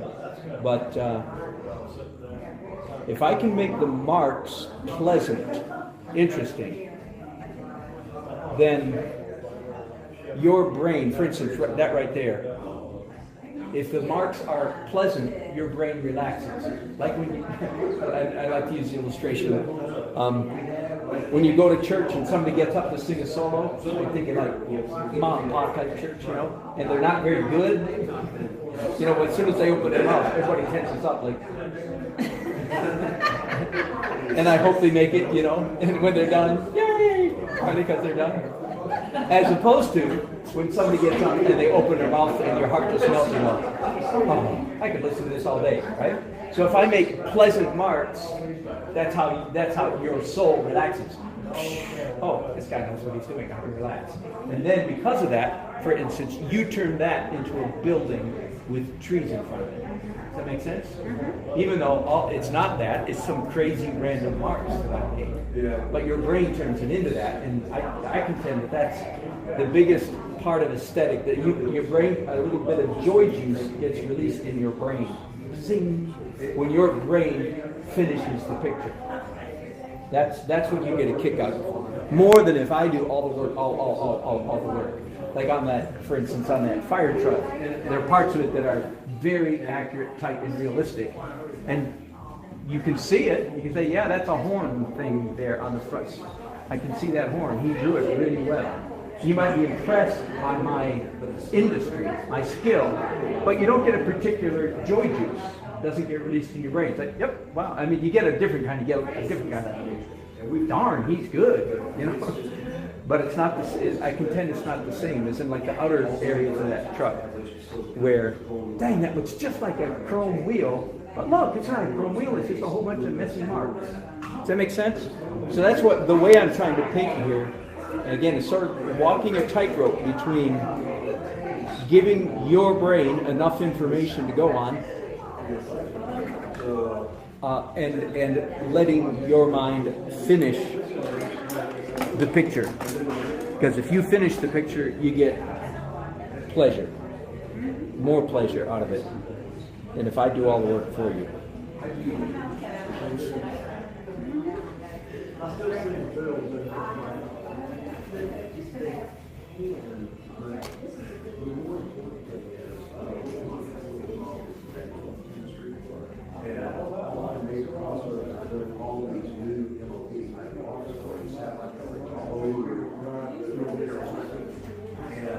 They're trying to set precedents what finishes they put in and what they use for. But the problem is there's some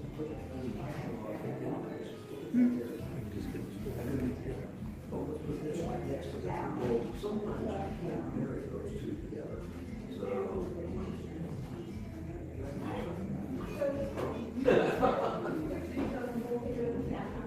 but it's just, and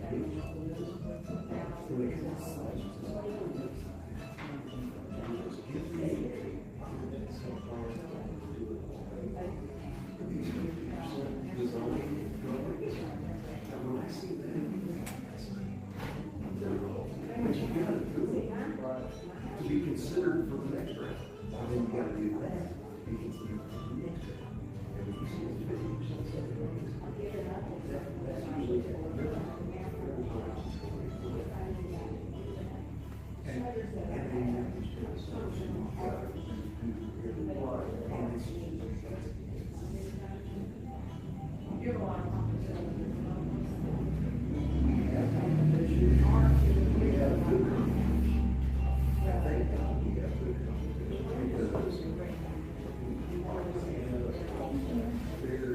You're welcome. Thanks for coming.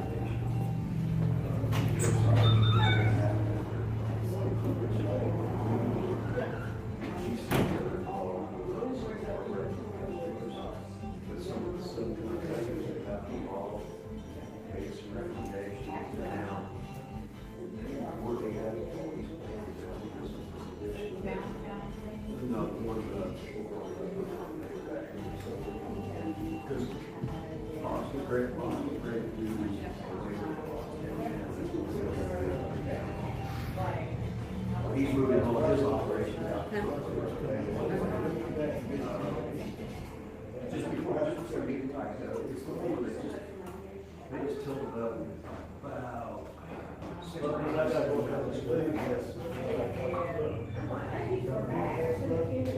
Yeah, that's what it like this. Nice to meet you. Good to meet you. Thank you for This is coming. lovely. Good, I wish thank I could see the end of Are it. you leaving it here? Yes, yes, it'll be here. You can come in and see it finished. So lovely, your painting.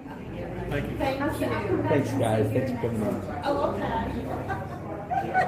That's funny.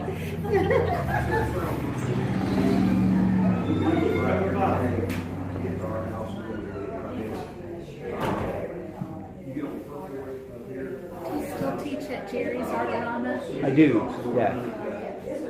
Bob Barker's all that.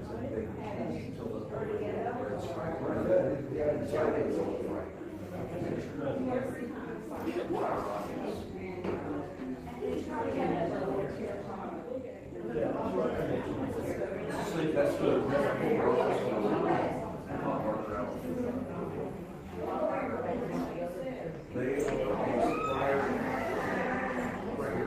You're very welcome. I'm sure you'll want some more.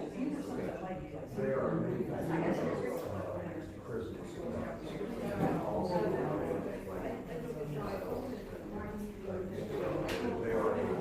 They are manufacturing. But they also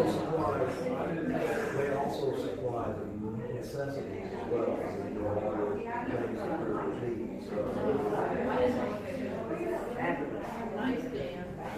Thanks. Yes.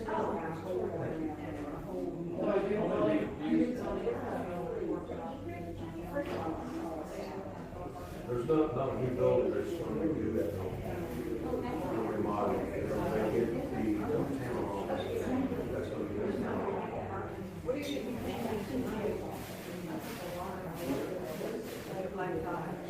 I think there's a problem coming, but I don't think it's associated with that building.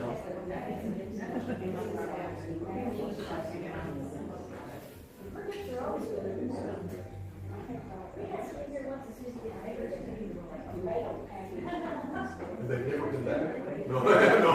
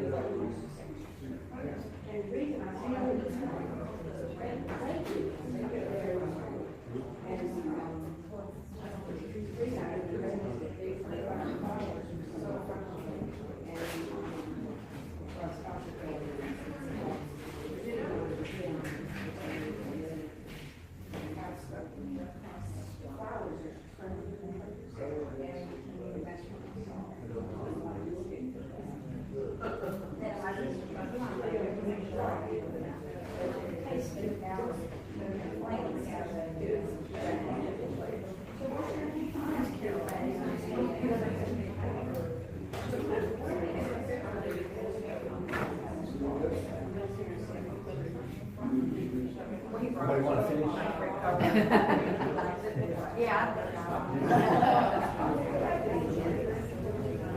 Oh my gosh.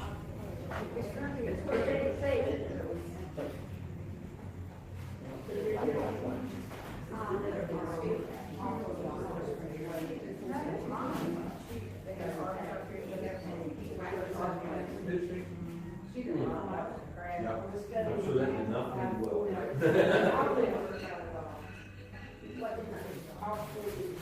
Katie and Chris.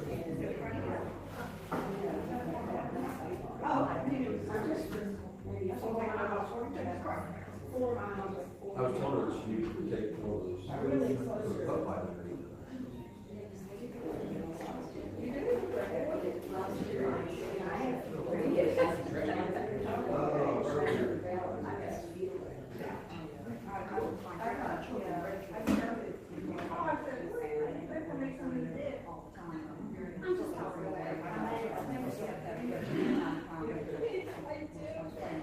She's still here. Yeah, here.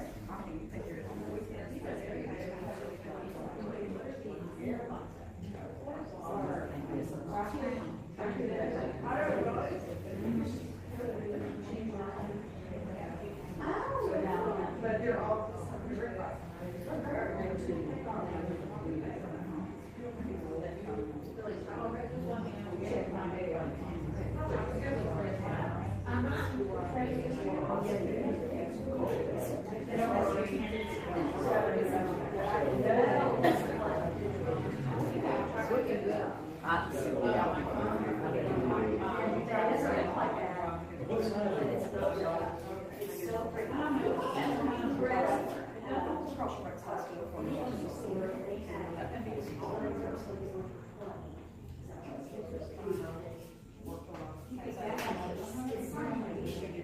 And I put my flashlight underneath that, and when we saw what it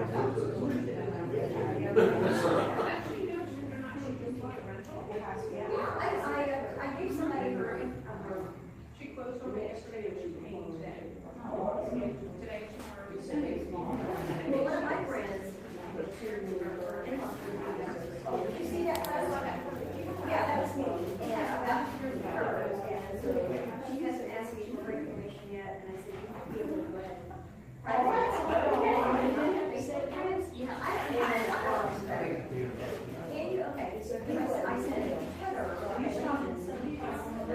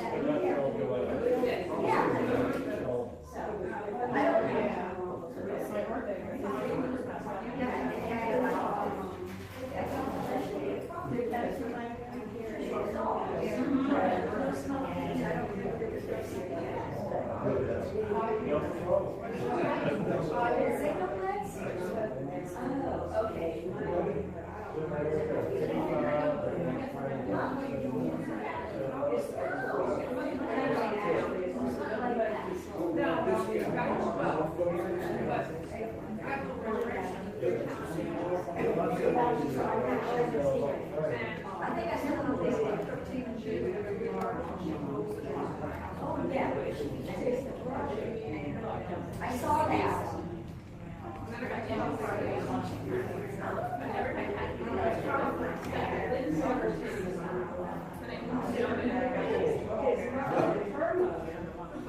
Don't buy a car.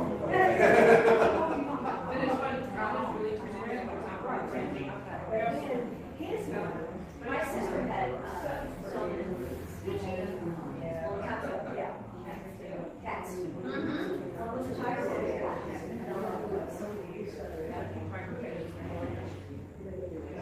And they're also very much. Probably, yeah. But she's a little Maltese, and you got her as a rescue.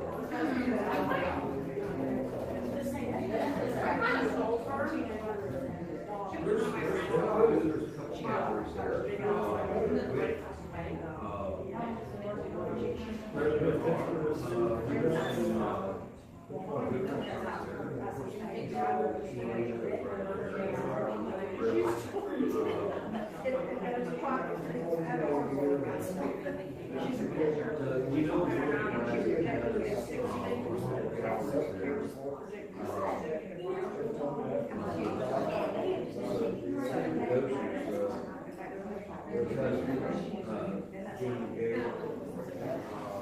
This is the hardest building to paint. It's just there's no quick way to do it, I don't think. Is that the one that now has Womble Carlisle at the top? I don't think so. Is it? It's the one at the south end of the skyline. BB&T? Yeah, it's BB&T. Have they changed it now? Okay. It's still BB&T as far as I know.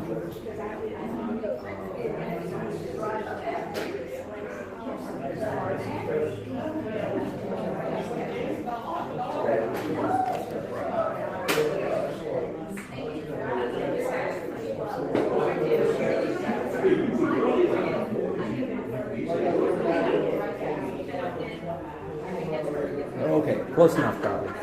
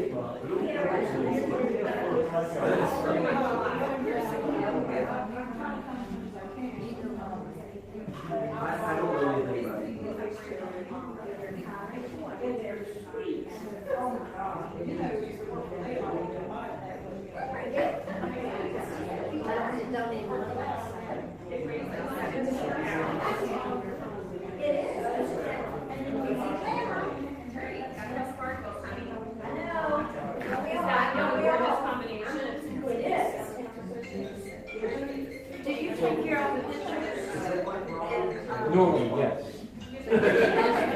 Not above stealing something. Anyway, I paint, I don't think they could ever accuse me of stealing the paint. They never recognize it. That ain't my picture. Oh. Yeah. You saw that, you probably said, Okay, those are painters. Are you a painter? I'll give you a good tip. And this is a fairly, I wasn't able to put this into words until in the last year sometime anyway. In the opaque world, which is where I am now, and that's if you're a traditional painter, your whole painting is opaque, but in the opaque world, it's almost always a good idea after you put down a color. Anyway, so I put down a whole bunch of A colors, opaque colors, right?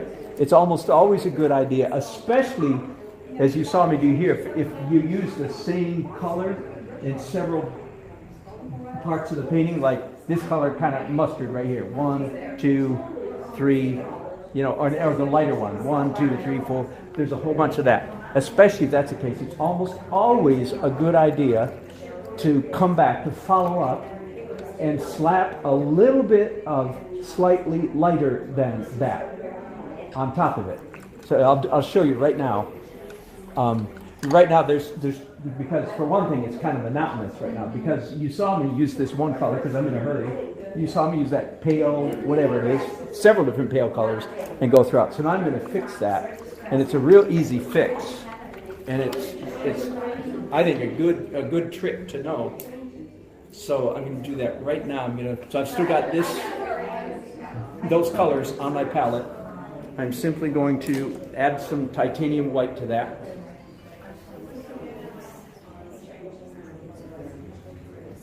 And for instance, let's pick this face of this building right here. And I just come in, and here's the funny part. There doesn't have to be any rhyme or reason. Why did I put those white bits there? Why did I put those light bits there? It doesn't matter a bit. All that matters, that still reads like a plane, but now it reads like a plane that has light happening to it. And in the real world, out in the city, I've discovered there's so many primary, secondary, tertiary, quaternary, there's so many bouncing of lights everywhere that you can't even replicate it. So as painters, it's really, you almost can't overdo it. You just put light on. See, so that just looks a little bit friendlier now than it did a minute ago. So I'm going to do the same thing to much of this. And now you could say, well, if it worked to do it once, would it work to do it twice? And the answer is yes, very often. Now, I'm so close to pure white here that it wouldn't have much effect. But yes, on some of the darker areas, yeah, you can actually come back and do this process more than one time.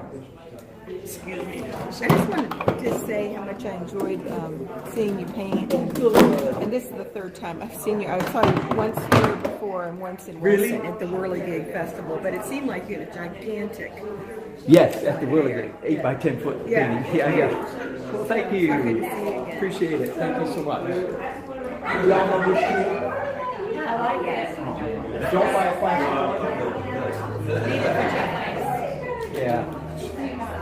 The plastic one's not good, but that one is. Bye. Bye-bye. Thanks for coming by.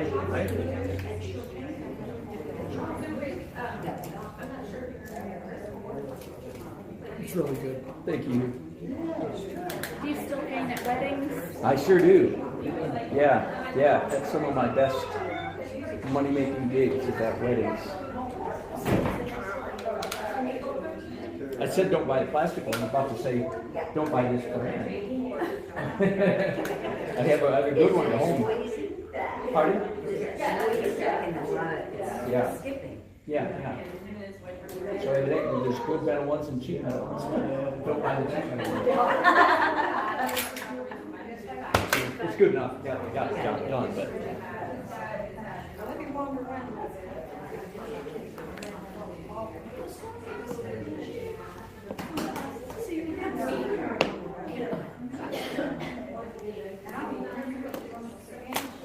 Okay, so while I've got some pure titanium white, let me warm that up with just a tiny bit of whatever this tan beige stuff is, and hit even some of this.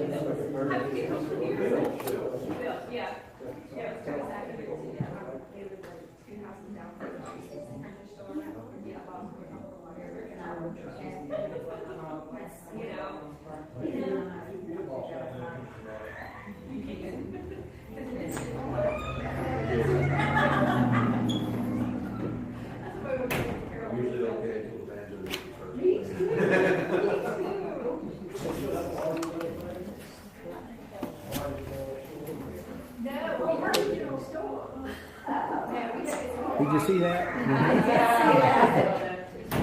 And then come back.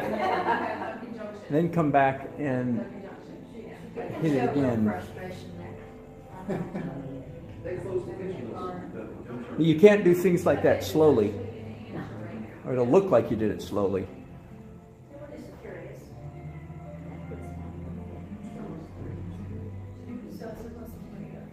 Yeah, isn't that nice little sun hitting that white building?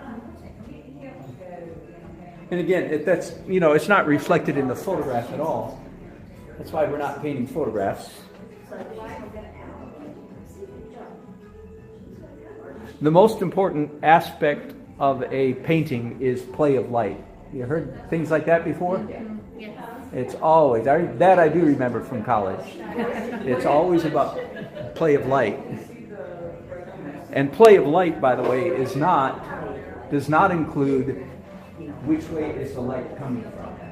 In fact, I tell my students, don't give yourself any credit, 0 points, no credit for getting that right. Which way is the light coming from? The reason is if you give yourself credit, you tend to pat yourself on the shoulder and say, there, I'm done with the light. And you haven't even entered the realm of play of light yet. You just got the light coming from the right direction. So if you feel proud about that, just keep it to yourself. Because I wouldn't want you to embarrass yourself.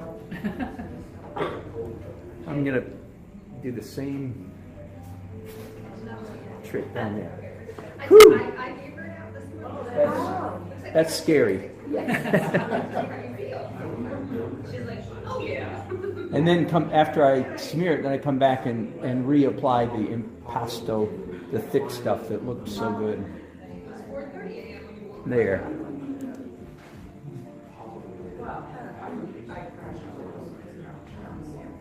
I mean, you might think that's overdoing it. I don't think so. It's amazing to me how much our eye accepts that. Yeah. And it's very abstract. It's not very realistic at all. Rich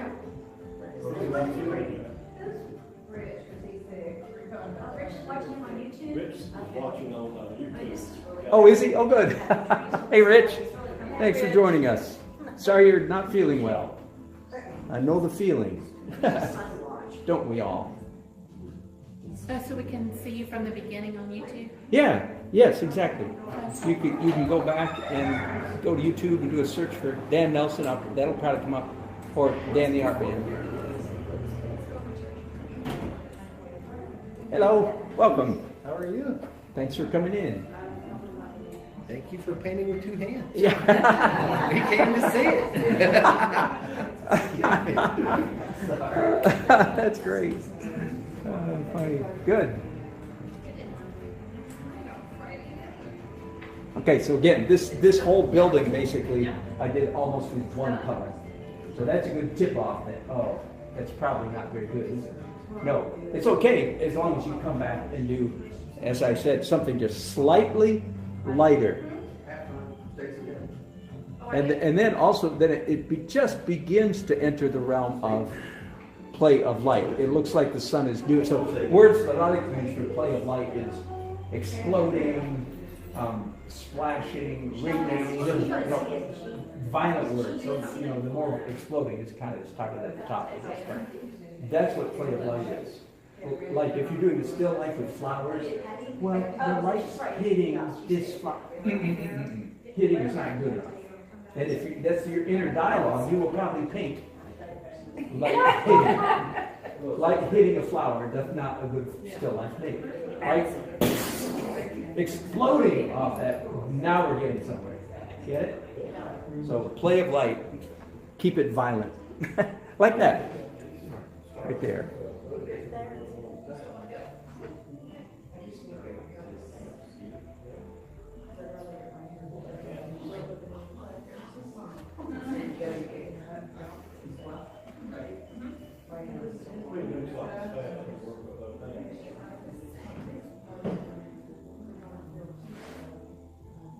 Okay, I'm going to save these brushes, but before I go any further with that light stuff, I feel like I need to tidy up this red stuff in the middle.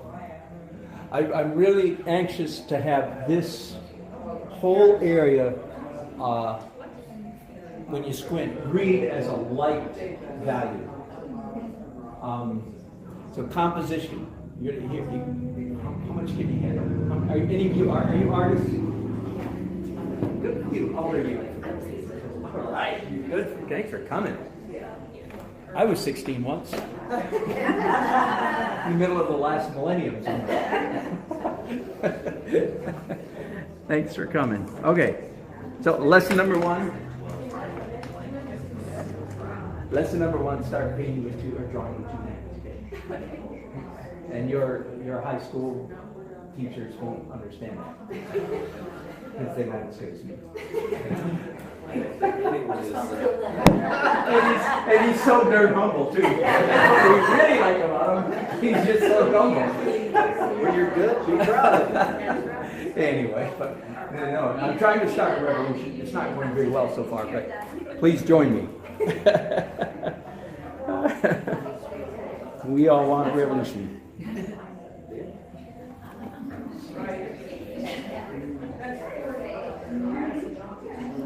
I was going to say, so composition.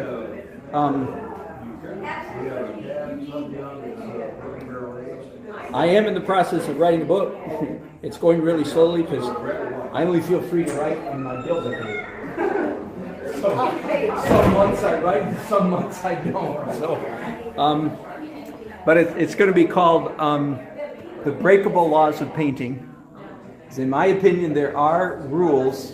There are laws, so to speak, but they're all breakable. Yes, they're all bendable, but you got to know when to break and bend it. Otherwise, you're probably just screwing up. So in the book, I'm thinking a lot about composition, rules of composition, and I have 4 categories. The first category is the law of thirds. You probably know the law of thirds, right? Yeah, exactly. That's, your horizon should be 1/3 from the top to the bottom. The major vertical elements 1/3 from the left to the right. Blah, blah, blah. So that's like the easiest law, but we're not done yet. The second level of complexity is my language.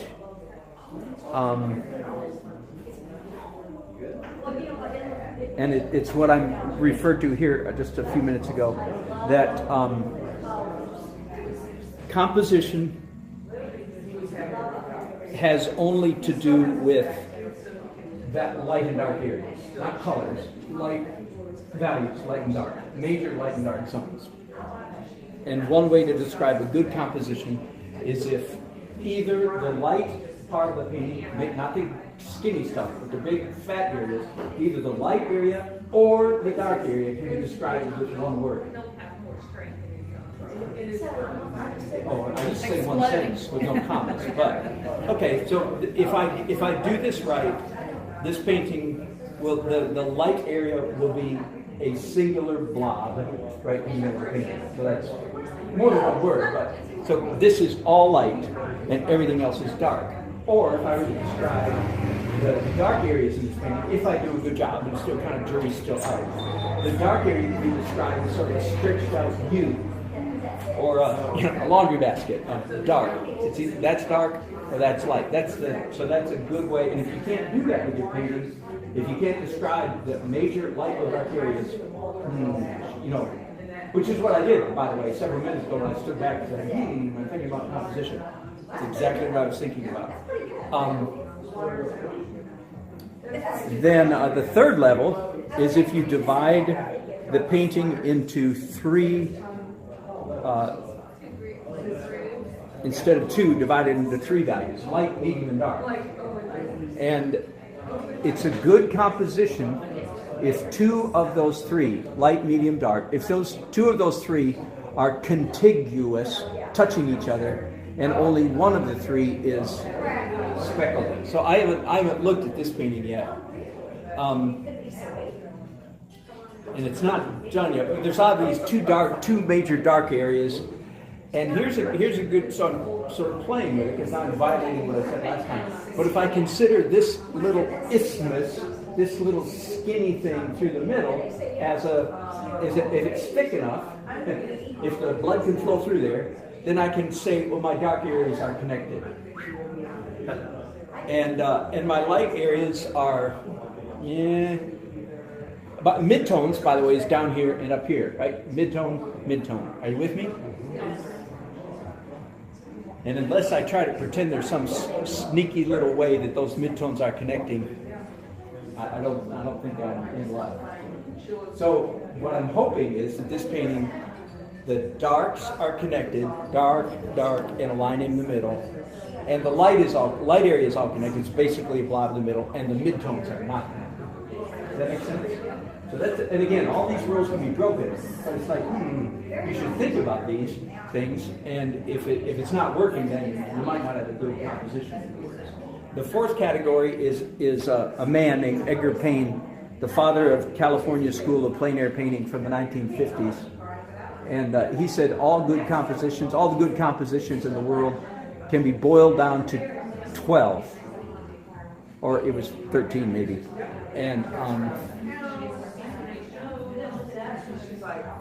by the way, I'm not liking this one. I'm paused. Anyway, so that's the fourth category is Edgar Payne. Look him up. You can Google his 12 design stems really easily.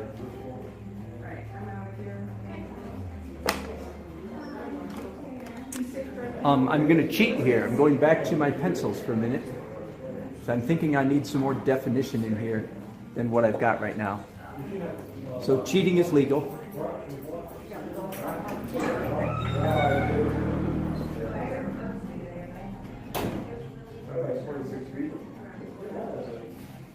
That might work. Oh yes, yeah. I have a lot of people that are trying to do it. Yes.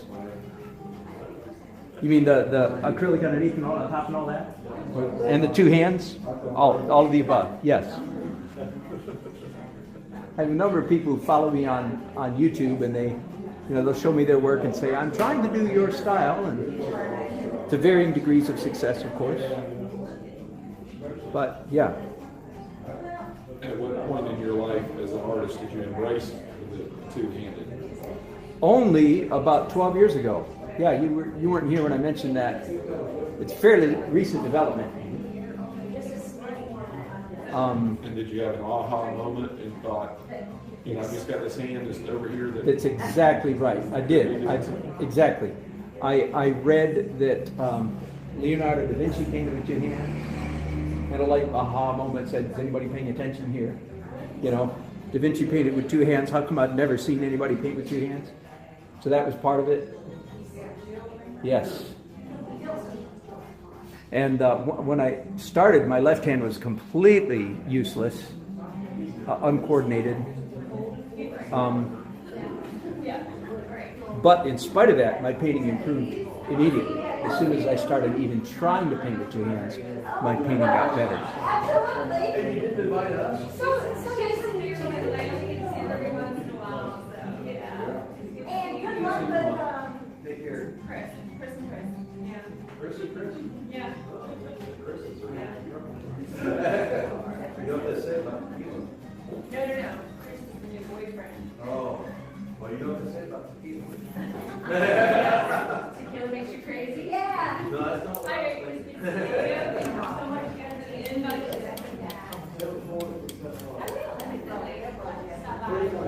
Yes, of course. Thank you very much. Bye. We'll see you later.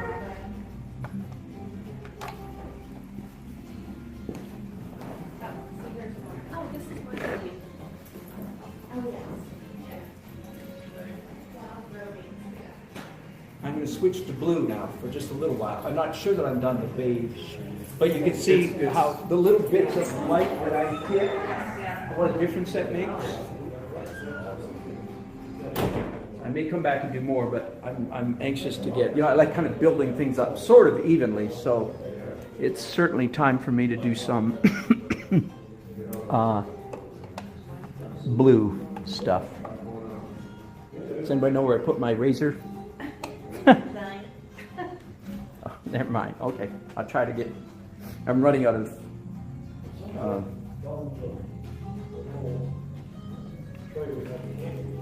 Running out of palette space, and you can see. Oh, really? Yeah, that's okay. Hey, you have to live on the tray.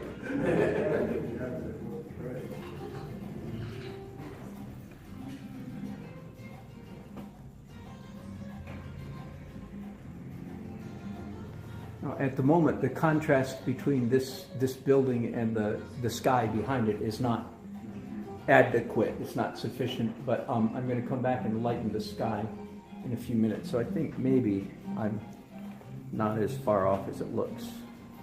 Maybe. Oh, this moves so much easier. Does it work on this very good? Oh, look at this, stainless steel, oh, that's suburban. Don't you drink it? Ah. That's probably what's making it straight. Right. That's a good one. It is.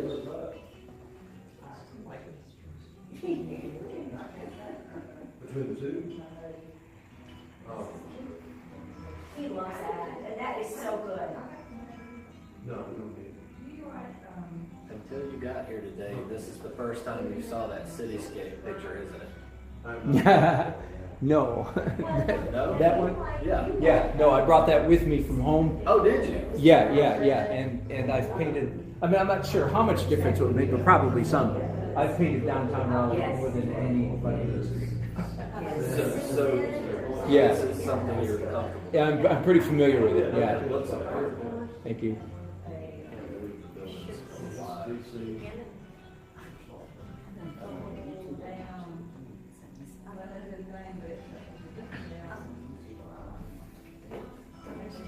I set up my easel a lot and paint downtown as well.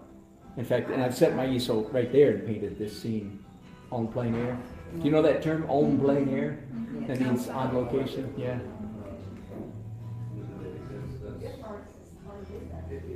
See, that's almost enough on that building, isn't it? Right here. Even so I'm just going to follow my principle now and come back with a slightly lighter version of that blue, and just at the moment I'm not even really trying to render that building. I'm just Accenting it. yeah, just trying to make it look building-ish. And step back. Yeah, it just I want it to look like a building in the distance, and it does, right? Pretty much.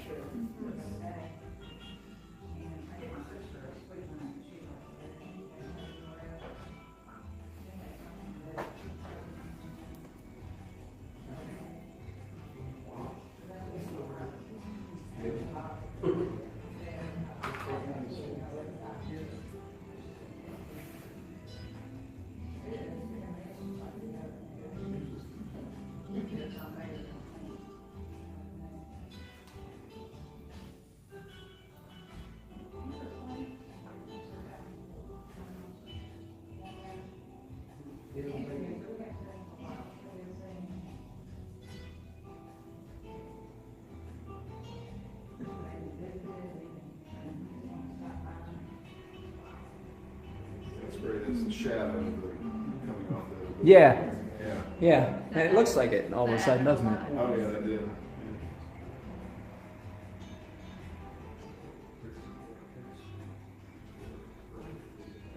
So the artist term shadow is light. I mean, it's a term of light. That's right. Yeah, absolutely. Yes, part of the play of light is shadows. Absolutely. Yes.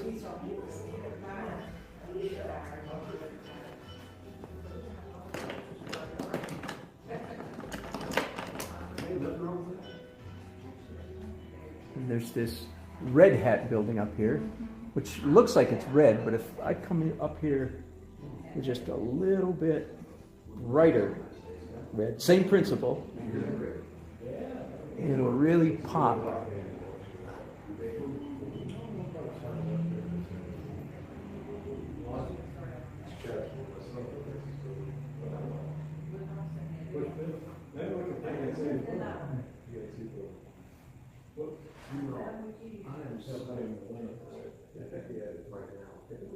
You'll see me paint these taillights in a little while. Just a minute. It's funny.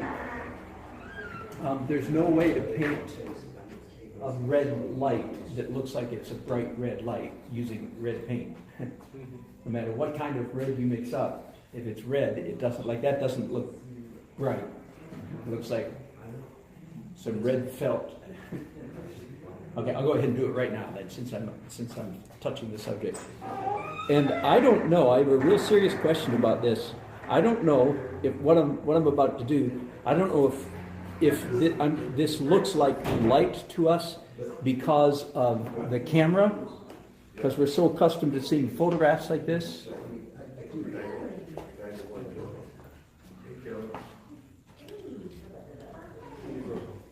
And one more touch. Or to change to stoplights for a minute. It's just interesting. If you and I are outside at daylight or evening, and we look at red stoplights, and we stare right at it and ask what is the color of the center of that stoplight, we'll go, red. Red, red, red, red, red, red. But if you paint it red in a painting, it doesn't look like it's glowing. But with photographs, if you take a picture, even with just your camera phone, just take a picture of the red light, it'll be a red aura and white in the middle. And then it looks like it's glowing. So that's what I'm going to do here.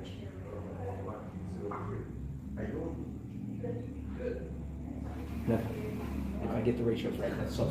Now they look like red lights. Yeah. Isn't that funny? Yeah. And I have no idea if people, would people from the 18th century look at that and say, "Oh, bright red lights." I don't know, because I don't know if we've been taught that by cameras or if that's really a universal tendency. I don't feel like I did a particularly good job on those, by the way, so let me mess it up a little bit.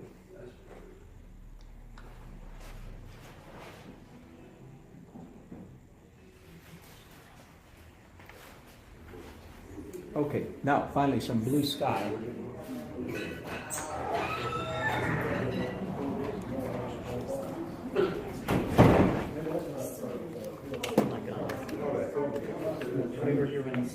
Hello. Thank you. Yes, I will. Thank you. Do you always walk around with in your pocket? Thank you. So it changed a little bit since you were here? Yeah, just a tad. Looks a little bit more realistic, I guess. Is that one word?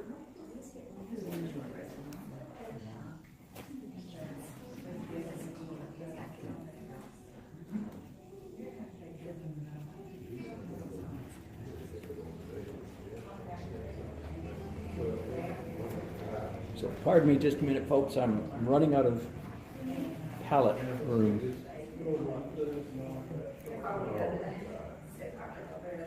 For those of you who paint, there is no perfect palette solution.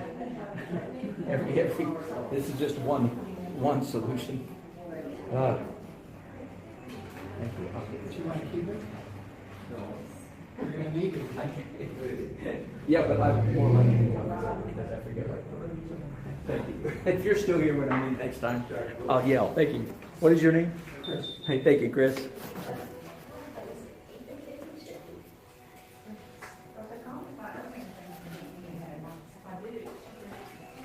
One of my best inventions, trash bag on the back of the back of the easel.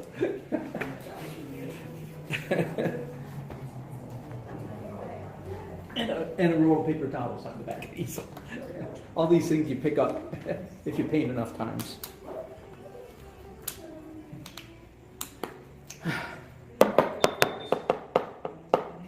I don't use much of this in the final layers, but just a little bit sometimes to make the paint flow better. Okay, finally, let's do some blue sky. I think it'll help the composition again because again I want this pretty much this you could say a football shape almost in the middle of the painting. It is, and it is in fact the cohesion of the major value areas that makes it work. Our eyes don't like heckledy speckledy. They don't like, let me find a bad example. Oh, what am I doing?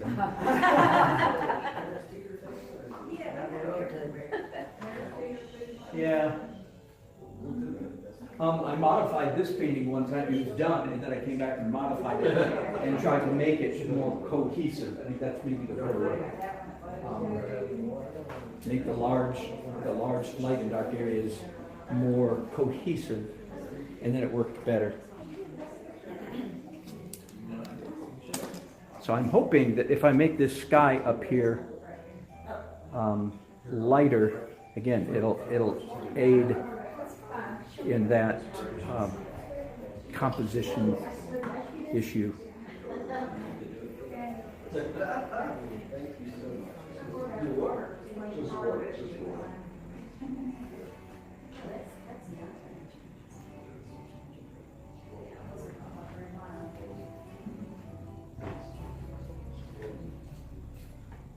Can you see that little bit of red there? From way back in the underpainting? I have no idea what that is, how it got there, what I was thinking when I made it exactly. But I like it. And so like right now you saw me being really careful not to cover it up, not to obliterate it. I want to diminish it because I want just a little bit more realism, and I want lighter area as well. But that's a good example of what I was saying earlier in the underpainting stage. I want to create enough chaos that I have something to respond to. So now, I don't know what that is right there, those little bits, and it looks better up close than far away. Feel free to come up and look. But it's like, I like to say, I'm not smart enough to paint good, but I'm smart enough to see something on the canvas that's like, ooh, don't touch that, you know? Bob Ross's best line was "happy little accidents," and that is so true. So it was about 15 or so years ago in my painting journey that the reality of that, I discovered how true that was. I used some different language at the time. I said the best painting happens when you're trying hard to do something else, or happy little accidents. So I changed my painting technique pretty radically, almost overnight, 2004. So coming up on 14 years ago. I said, well, if the best painting happens when you're trying to do something else, then why don't you just always do something else? Which is exactly what you saw me doing for the first hour and a half of this painting. With all that crazy stuff. If happy accidents are the best way to paint, then why don't you paint all accidents? And so that's exactly what you saw me doing, those of you who were here in the early stages. I'm a recovering realist. I do this, what I call abstract realism. I do it not because I'm unable to do realism, and for you young people, that is what I recommend as well. At your age, learn the heck out of realistic drawing. Draw. You know, human anatomy, everything. Just draw real. Because then when you get older, that's all in the background. And then you can at least do like me or people that are way better than I. You're not worried about realism anymore. It's all the fun of the abstract stuff is where all the fun is at. Now, every once in a while, and if you by any chance follow me on YouTube, if you're enjoying what I'm doing today, I broadcast almost every day on YouTube.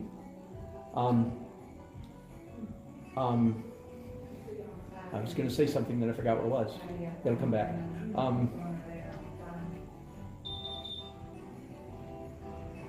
Oh yeah, every once in a while I really enjoy sinking my teeth into some good old photorealism. It's just fun. It's easy, by the way. For me, realism is easy. It's like you don't have to think at all. All you do is copy. piece of cake. This is hard work because every stroke matters. I'm not doing realism. The strokes are important, so I can't turn my brain off even for a minute when I'm doing this. Realism takes time, but it's kind of like doing a jigsaw puzzle. You know, it takes time, but is it hard? Well, you know, I mean, no, it just takes time.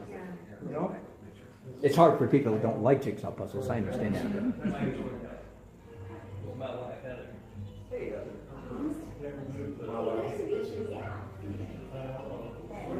Here again, I've got a little bit of red on the coming off this building, and how that got there, why it's there. I mean, I'm sure. I was outlining the building. Probably the very second mark that I made on the canvas was probably these very loose drawing marks. But isn't that nice? Now, never paint with your fingers. I say that every time I paint with my fingers. Now, I will say I don't have any cadmium or cobalt. I don't use cadmium or cobalt, so I feel much more comfortable doing what I just did because I don't think there's anything toxic on my palette. So we got to do it again, plus we got to work on the workshop, plus it took out. Okay, here's. Do you see these two pencil marks up here? Yes. Some of you were here when I did that. That was completely random. You know, I could almost do it behind my back. I was just making marks, and they have absolutely nothing to do with realism, right? There's not like power lines in the sky or jet trails or anything like that.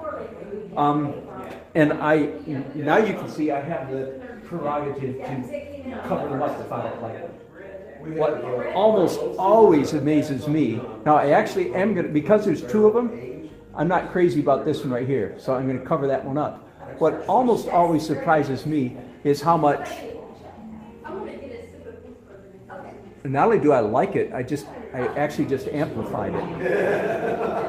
Why is that there? Well, the one answer, and you can use this too, and everybody says, why did you do that? The answer is, because it makes the painting better.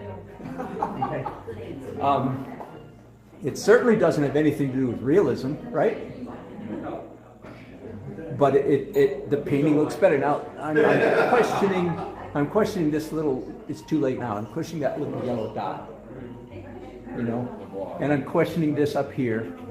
So see, I'm free to cover anything up I don't like, but I'm going to keep that line. And I might be wrong, but I think it makes the painting better. And my favorite word, other than just it makes painting better, is it's a little tiny bit of energy. It's just an energy mark. It's something for your eye to pick up on.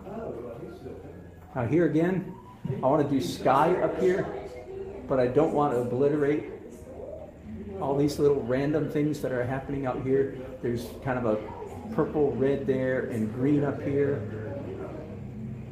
Again, I'm not smart enough to paint good, but I feel like I'm smart enough to recognize a good mark on the canvas and go, ooh, don't touch that.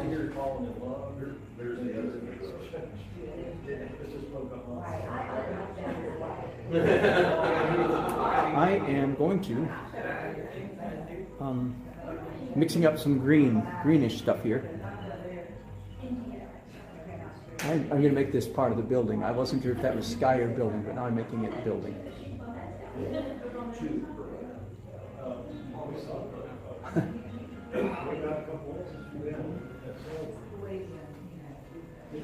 Yeah.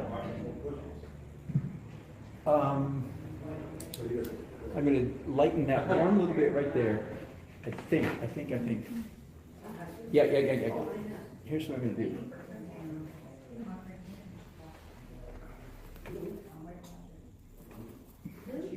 I'm actually going to make some clouds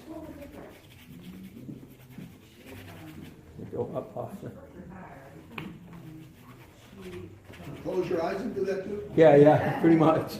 Yes.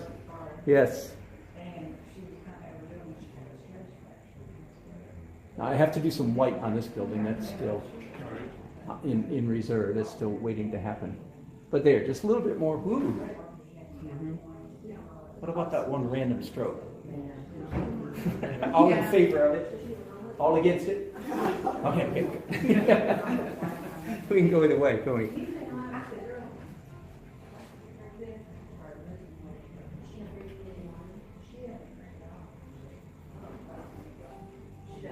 Because you're freezing the cloud in time, but I mean, that's, you know, if you look at the clouds, they're not always just fluffy balls. They Yeah, are right. wisps.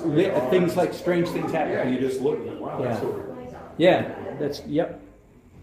Okay, let me nail off the top of this building is pretty important in Raleigh skyline.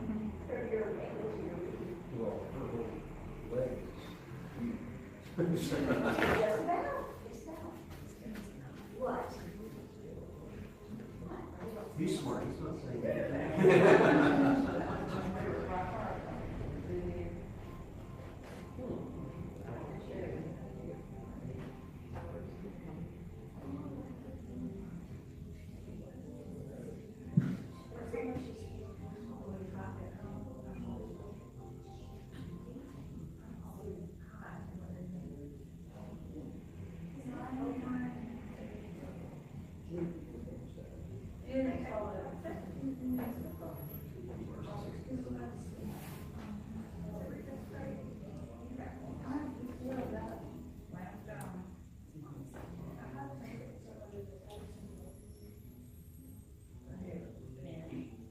Here, I'm actually doing the opposite. I am covering up some of this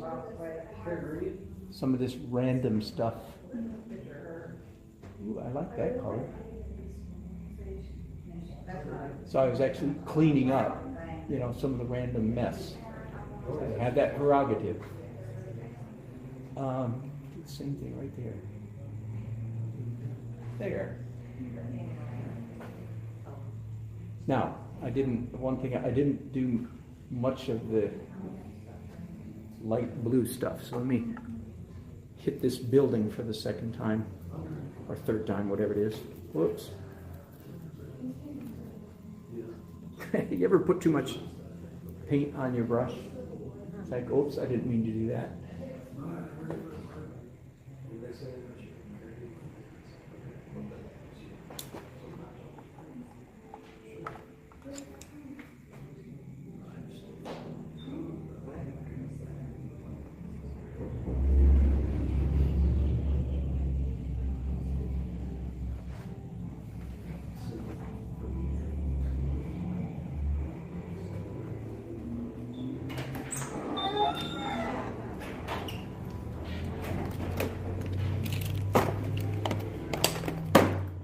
Hello.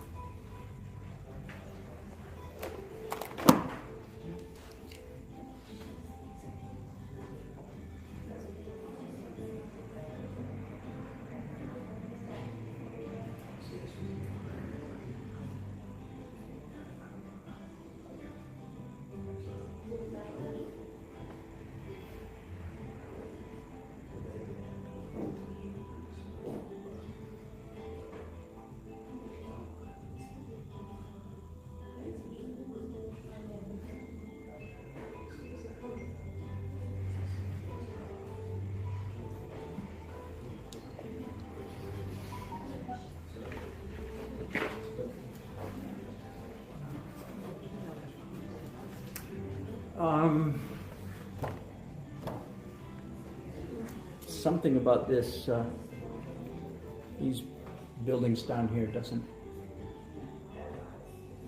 grab me quite right. So let me.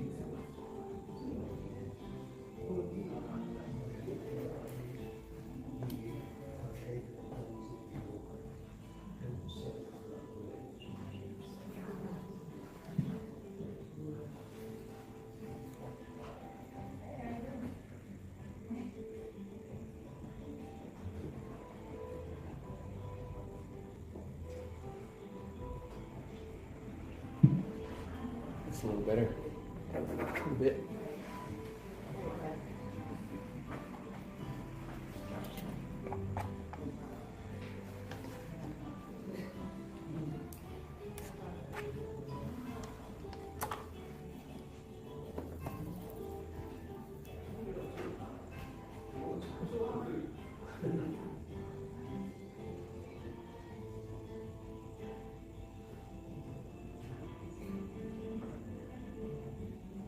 as much as possible, I like to just let the underpainting do the work, do the talking, and cover up as little of it as possible.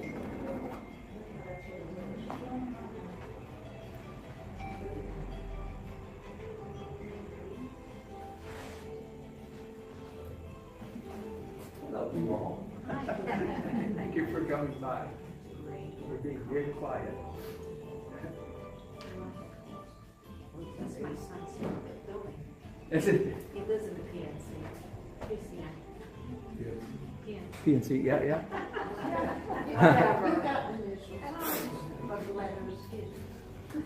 Okay, change gears a little bit. Theoretically, I'm done with all the dark stuff, but theory is one thing and reality is another. I want to do a little bit of foliage up there in the sky, and maybe here too. Okay, so the painting, I think, except for anything I changed my mind about, I'm basically done with all that. I just need to work on all of the foreground at this point, I think. Let me start back again.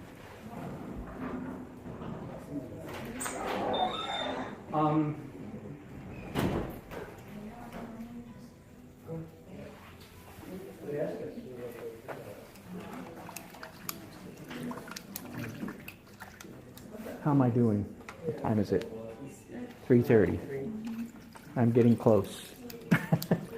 Close to have to go to my next engagement, the one I really dressed up for. He's saying you're very brave to be in that outfit. Yeah, well, it looks good from the back. I use a Sharpie marker. After every outing, I have a session of Sharpie. So when you do a painting like that, how do you know when it's done? Now, that's a great question. That is a really good question. And every artist knows that's hard. In my case, it's still a good question. But I have step 1, 2, 3, 4, 5, 6, 10 or 12 discrete steps that I have in mind. But that doesn't, by any means, answer the question. All that means is, how do you know when each step is done? And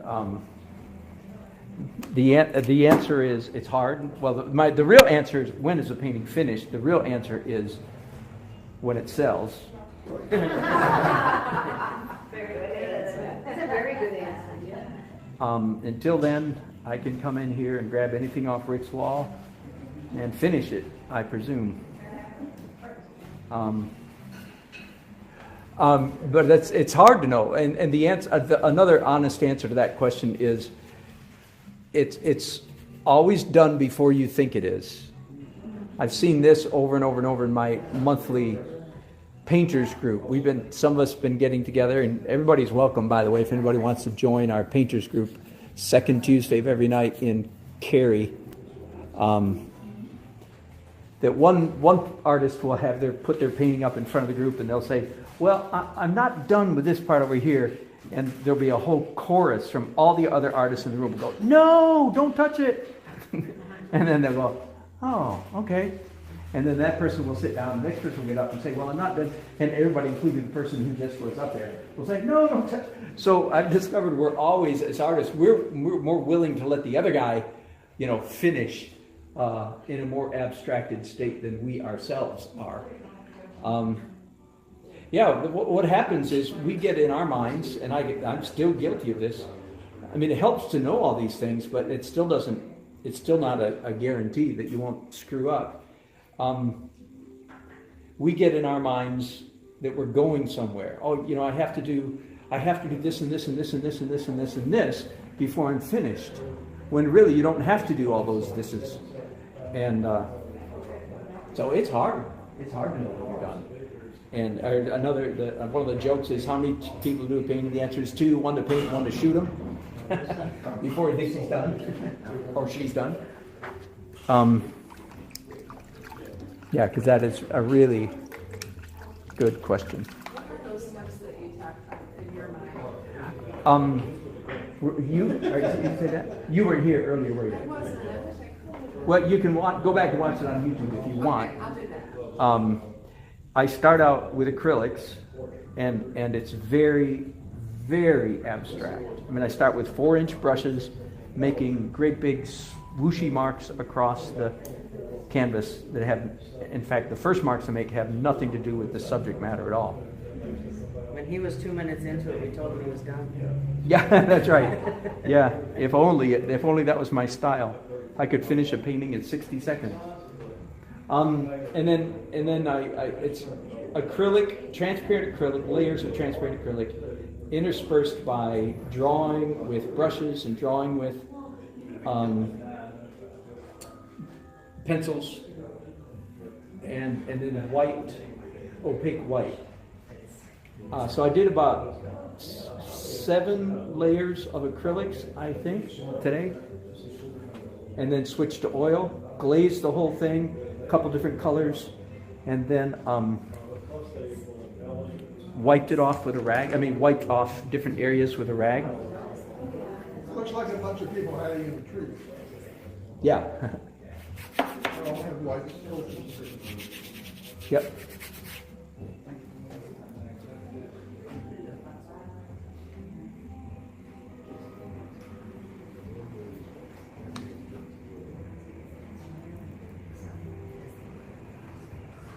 Oops. Woo.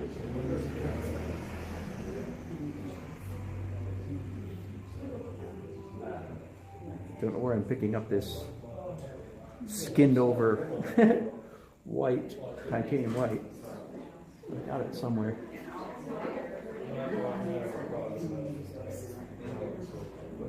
So if I did 7 layers of acrylic, then I've done glaze, then pencil, then dark details.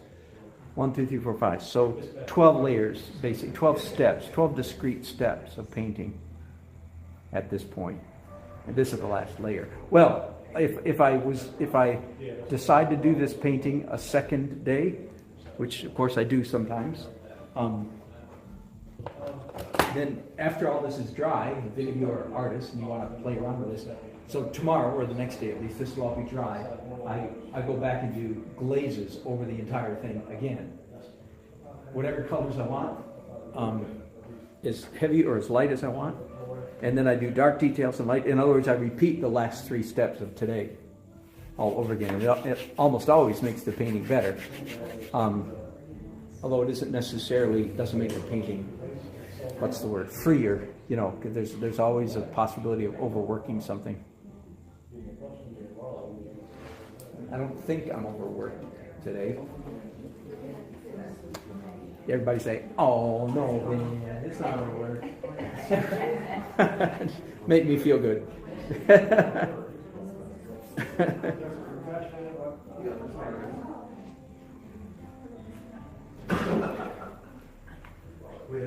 So these, by the way, are, I happen to know, this is crepe myrtles.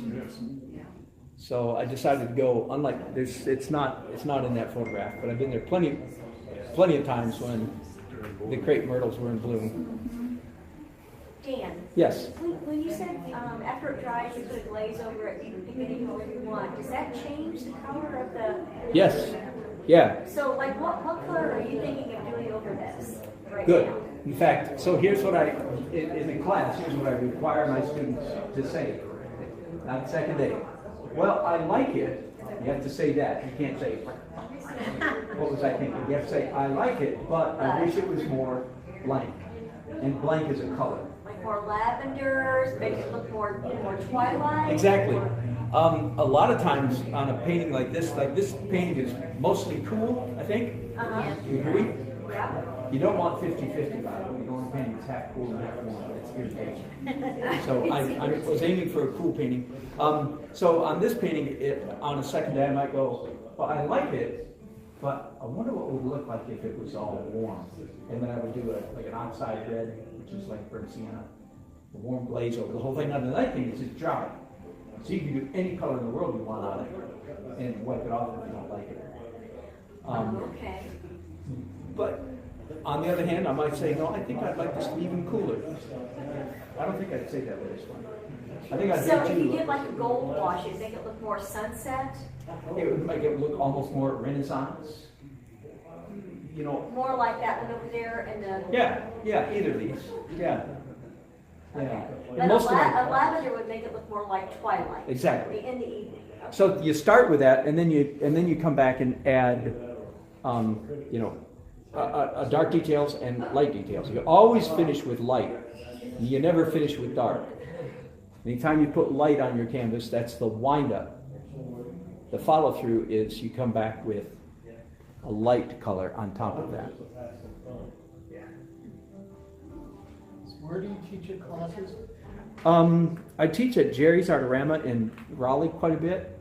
But I teach, you know, around the country a little bit. That makes me sound like a real big shot, but I'm not. But a little bit, and around the state. So just here and there. But in Raleigh, it's mostly at Jerry's Artorama. So they have a website. You teach two-handed? Yes, I do. And I've gotten more ornery about that. I said in recent years. I used to be a lot more laissez-faire. Well, I do two-hands. Because I just think artists, like I watch a lot of artists on YouTube. Good ones. Well, some are terrible. They have all those followers. And some are unbelievably good. But the good ones, and I watch them paint with one hand, I go, something wrong with your hand? You got injury? It's like, what are you doing? Why aren't you using two hands? It really irritates me now to watch somebody. And I said earlier, I said, nobody goes to a concert and says, golly, that piano player's using two hands. Nobody said that. Guitar players, drummers, athletes. Everybody uses two hands. I don't know why artists get a pass. They don't. I think all artists should use two hands. I think it's crazy. I think everybody becomes better the second they start trying to use their other hand. Yeah. You got both sides of your brain now doing something. Yeah, so like I said, I used to be a lot nicer about it, and I'm getting more ornery. Can't wait till I'm 80. I bring a machete into art class. That's right. You don't need this hand? Boom. Okay, there you go. Just kidding.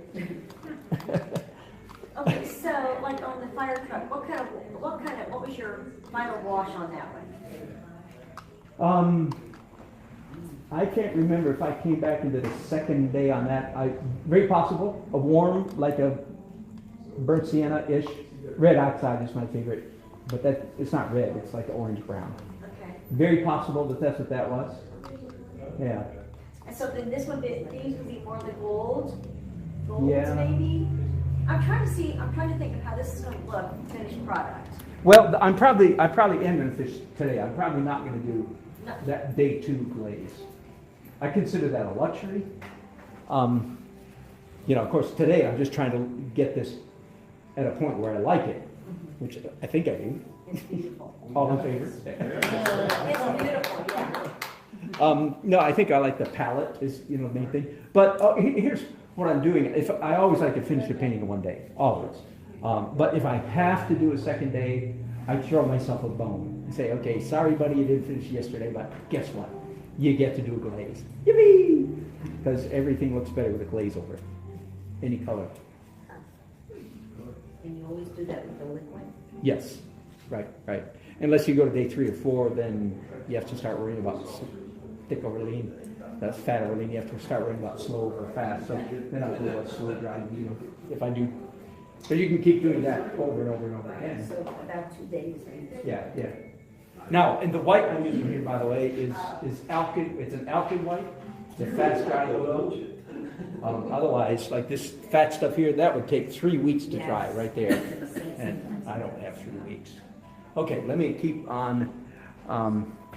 Let's go back up to the sky up here where I said earlier I'm going to do some sky holes that are, by the way, we shouldn't call them sky holes, because if those are sky holes, then what are these down here? Building holes. Building holes, bridge holes. anyway, but that's traditionally that's what artists have called them, as sky holes. So that's a fight I'm not going to try to win. But here I am doing sky holes. So I'm going to come up here, and is that the right color? Yeah, if you don't do that, you need to do that. Maybe.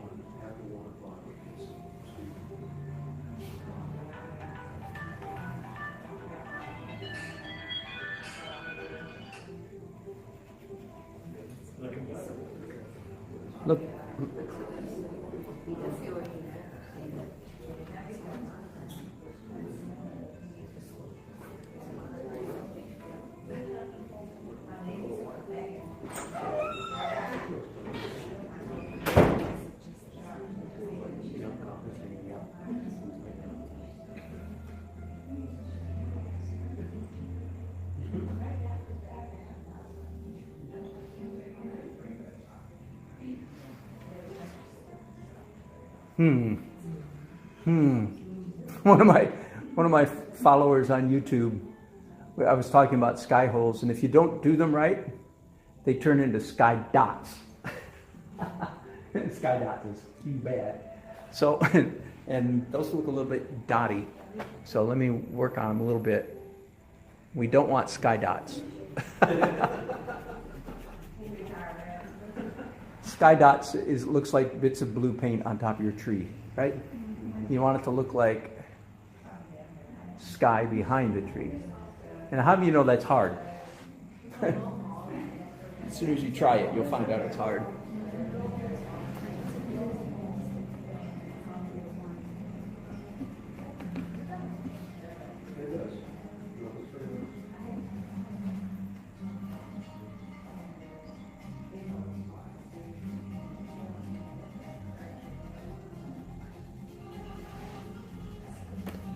I'm going to leave that for now.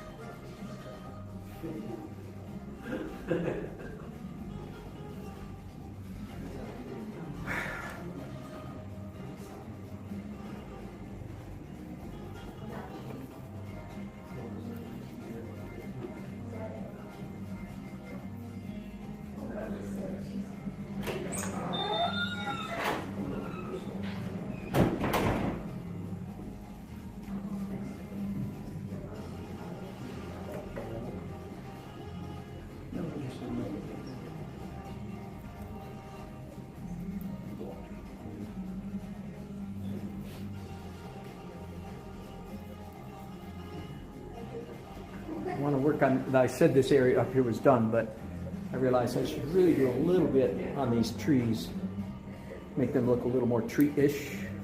Are you gonna do the tree on the tree wall? Here? Which ones? Oh yeah, no, I don't think so. I think I'm going to let that just be what it is. Imagination. Yeah.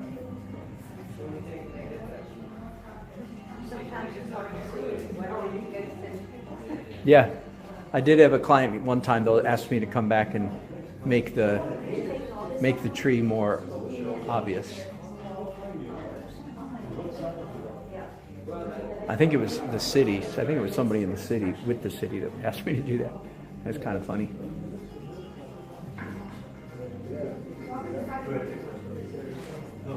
How many of you know green is a very dangerous color? You should know that if you're a painter. You really have to watch out for electric greens. A little green goes a long way. Ooh, that's nice, isn't it? That's the voice of surprise. That's not the voice of arrogance. It's like, oh, that turned out kind of nice.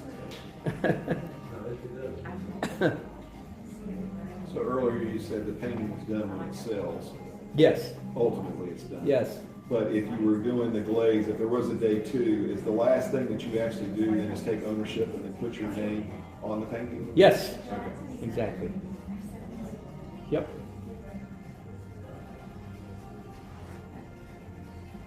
Yeah, I'm finding those little bits of green are really helping for some reason.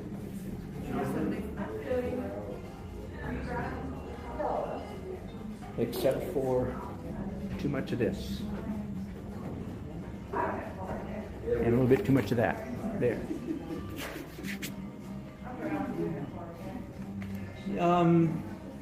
You know what I think I'm going to do? I am going to make a change. Whoops. This is the kind of thing I would do on day 2. I'm going to try to get away with doing it now, which is darkening that lower right corner. I don't think it needs to be that light.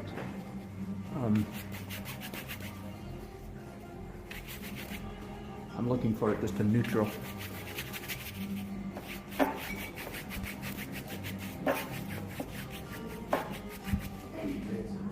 Yeah, I think that's a little better. So our eye's not drawn to that corner quite as much.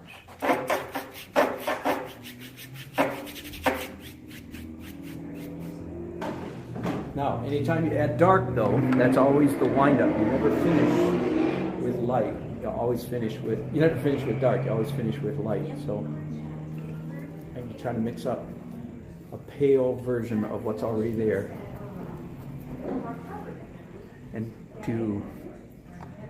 that was a pretty good match. I was trying to match it, and I just did it almost exactly.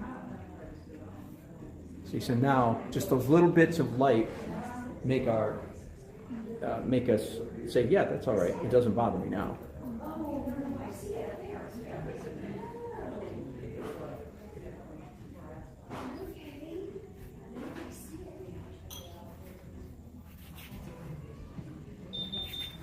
Yeah.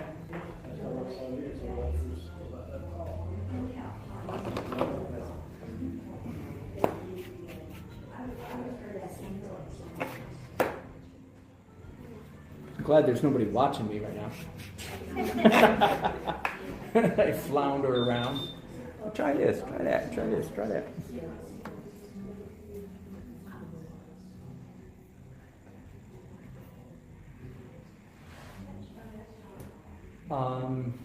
Beautiful.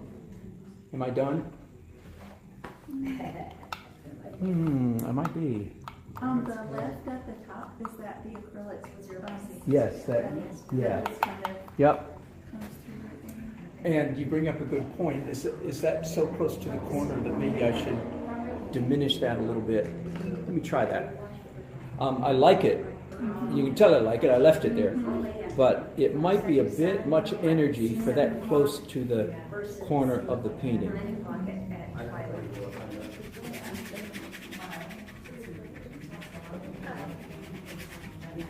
So I don't want to obliterate it completely. I just want to push it back. Yeah. Yeah. Thank you. You'll have to sign it.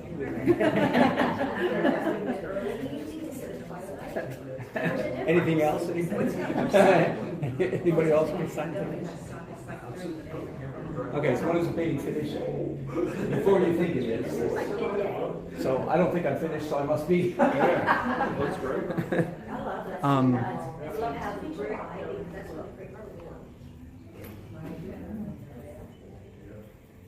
I'm going to do a little bit of green down here, or something green something. Look, I didn't even paint that railing, and I think it's perfect just the way it is. You know what I mean? That's all underpainting. Oh, I know one thing I want to do. I've probably just got the right color here too. So I ghosted these in earlier in the underpainting, but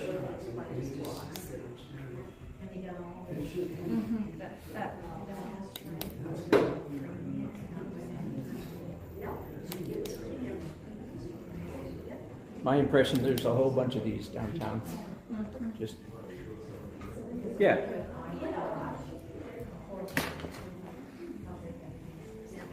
Okay, I'm going to sign this and get out of here. Are you going to a wedding? No, I'm painting at a fundraiser downtown Raleigh for the visual art exchange. And I don't have my best brush. I'm supposed to. For those of you who, I'm a signature snob. I think there's a right way to do signatures, and not many people do it. Number one, I think it should be legible. Yeah, I agree with that. Legible. And the reason so many are not legible is because of brushmanship or lack thereof. People don't know how to handle a brush. So they make their mark of Zorro and say, my fame shall go throughout the land. They'll see my mark and know it was me. That's arrogant, in my opinion. use a good brush, which I just discovered I don't have one here. The best brush in the world has been for years, but they're getting expensive, is a Winsor Newton Series 7. I have a Winsor Newton Series 7 wannabe here.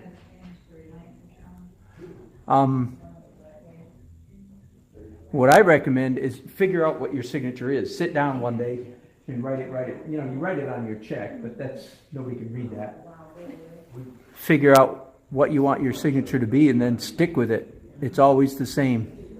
And again, take me for what it's worth, and especially you young people. Don't do the initial thing. Again, people do initials because they can't paint. And they can't paint because they don't have a good brush. That's the main reason you can't write your name with a brush, and probably you're in too big a hurry. I've heard some really stupid things, like some professors say, you should make your signature with one mark. Again, that's the mark of zero stupidity, the height of arrogance. I mean, yeah, if I was outrageously famous, I could do that, but I ain't. And I'm not going to get famous if you can't read my signature. So, don't use initials, in my humble opinion, which, as you can tell, is not so humble. I just left a great big fingerprint on my painting, didn't I?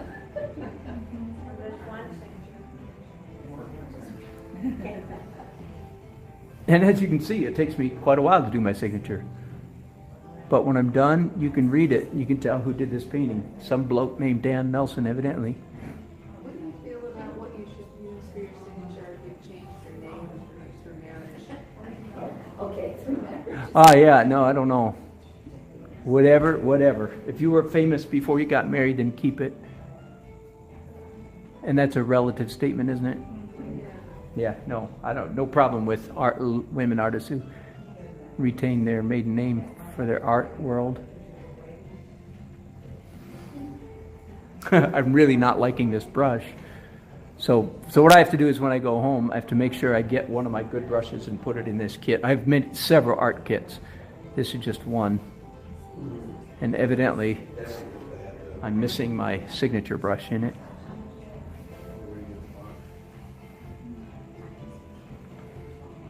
Don't put your signature so far down in the corner it looks like you're ashamed for existing.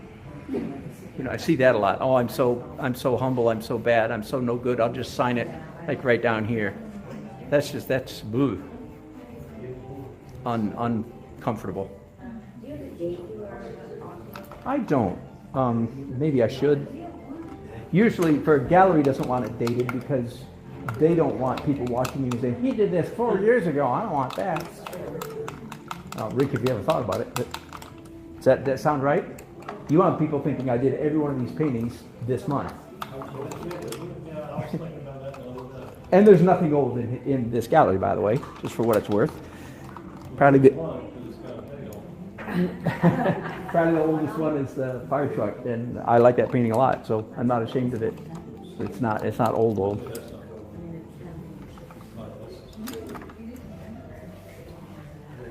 All right, I am done. When the artist announces that it's finished. Thank you. It's been fun having you all watch over my shoulder. Appreciate it. And I discovered not too many years ago, because it's so I discovered I actually paint better with an audience. Is that weird? So most artists don't. They don't paint alone. So thank you for helping me. Thank you for helping me keep my adrenaline going and keep my nose to... What's your subject matter for the... You know what? I think I'm going to do almost exactly the same. I have 6 photographs, but I think I'm going to do the same thing, which will be the first time in my life I've done the same painting twice in one day.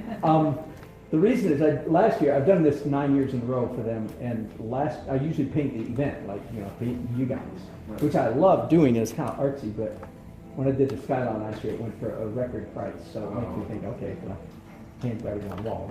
Let's do that again. Right, you could have some people that were bidding for it, didn't get it, and they're thinking more, and he comes back. Yeah, exactly. Yeah, exactly. So, yeah, I've never done that ever before. This is one of my favorites of yours. No kidding. You've been at Logan's? Yes. How fun. How fun. Thank you.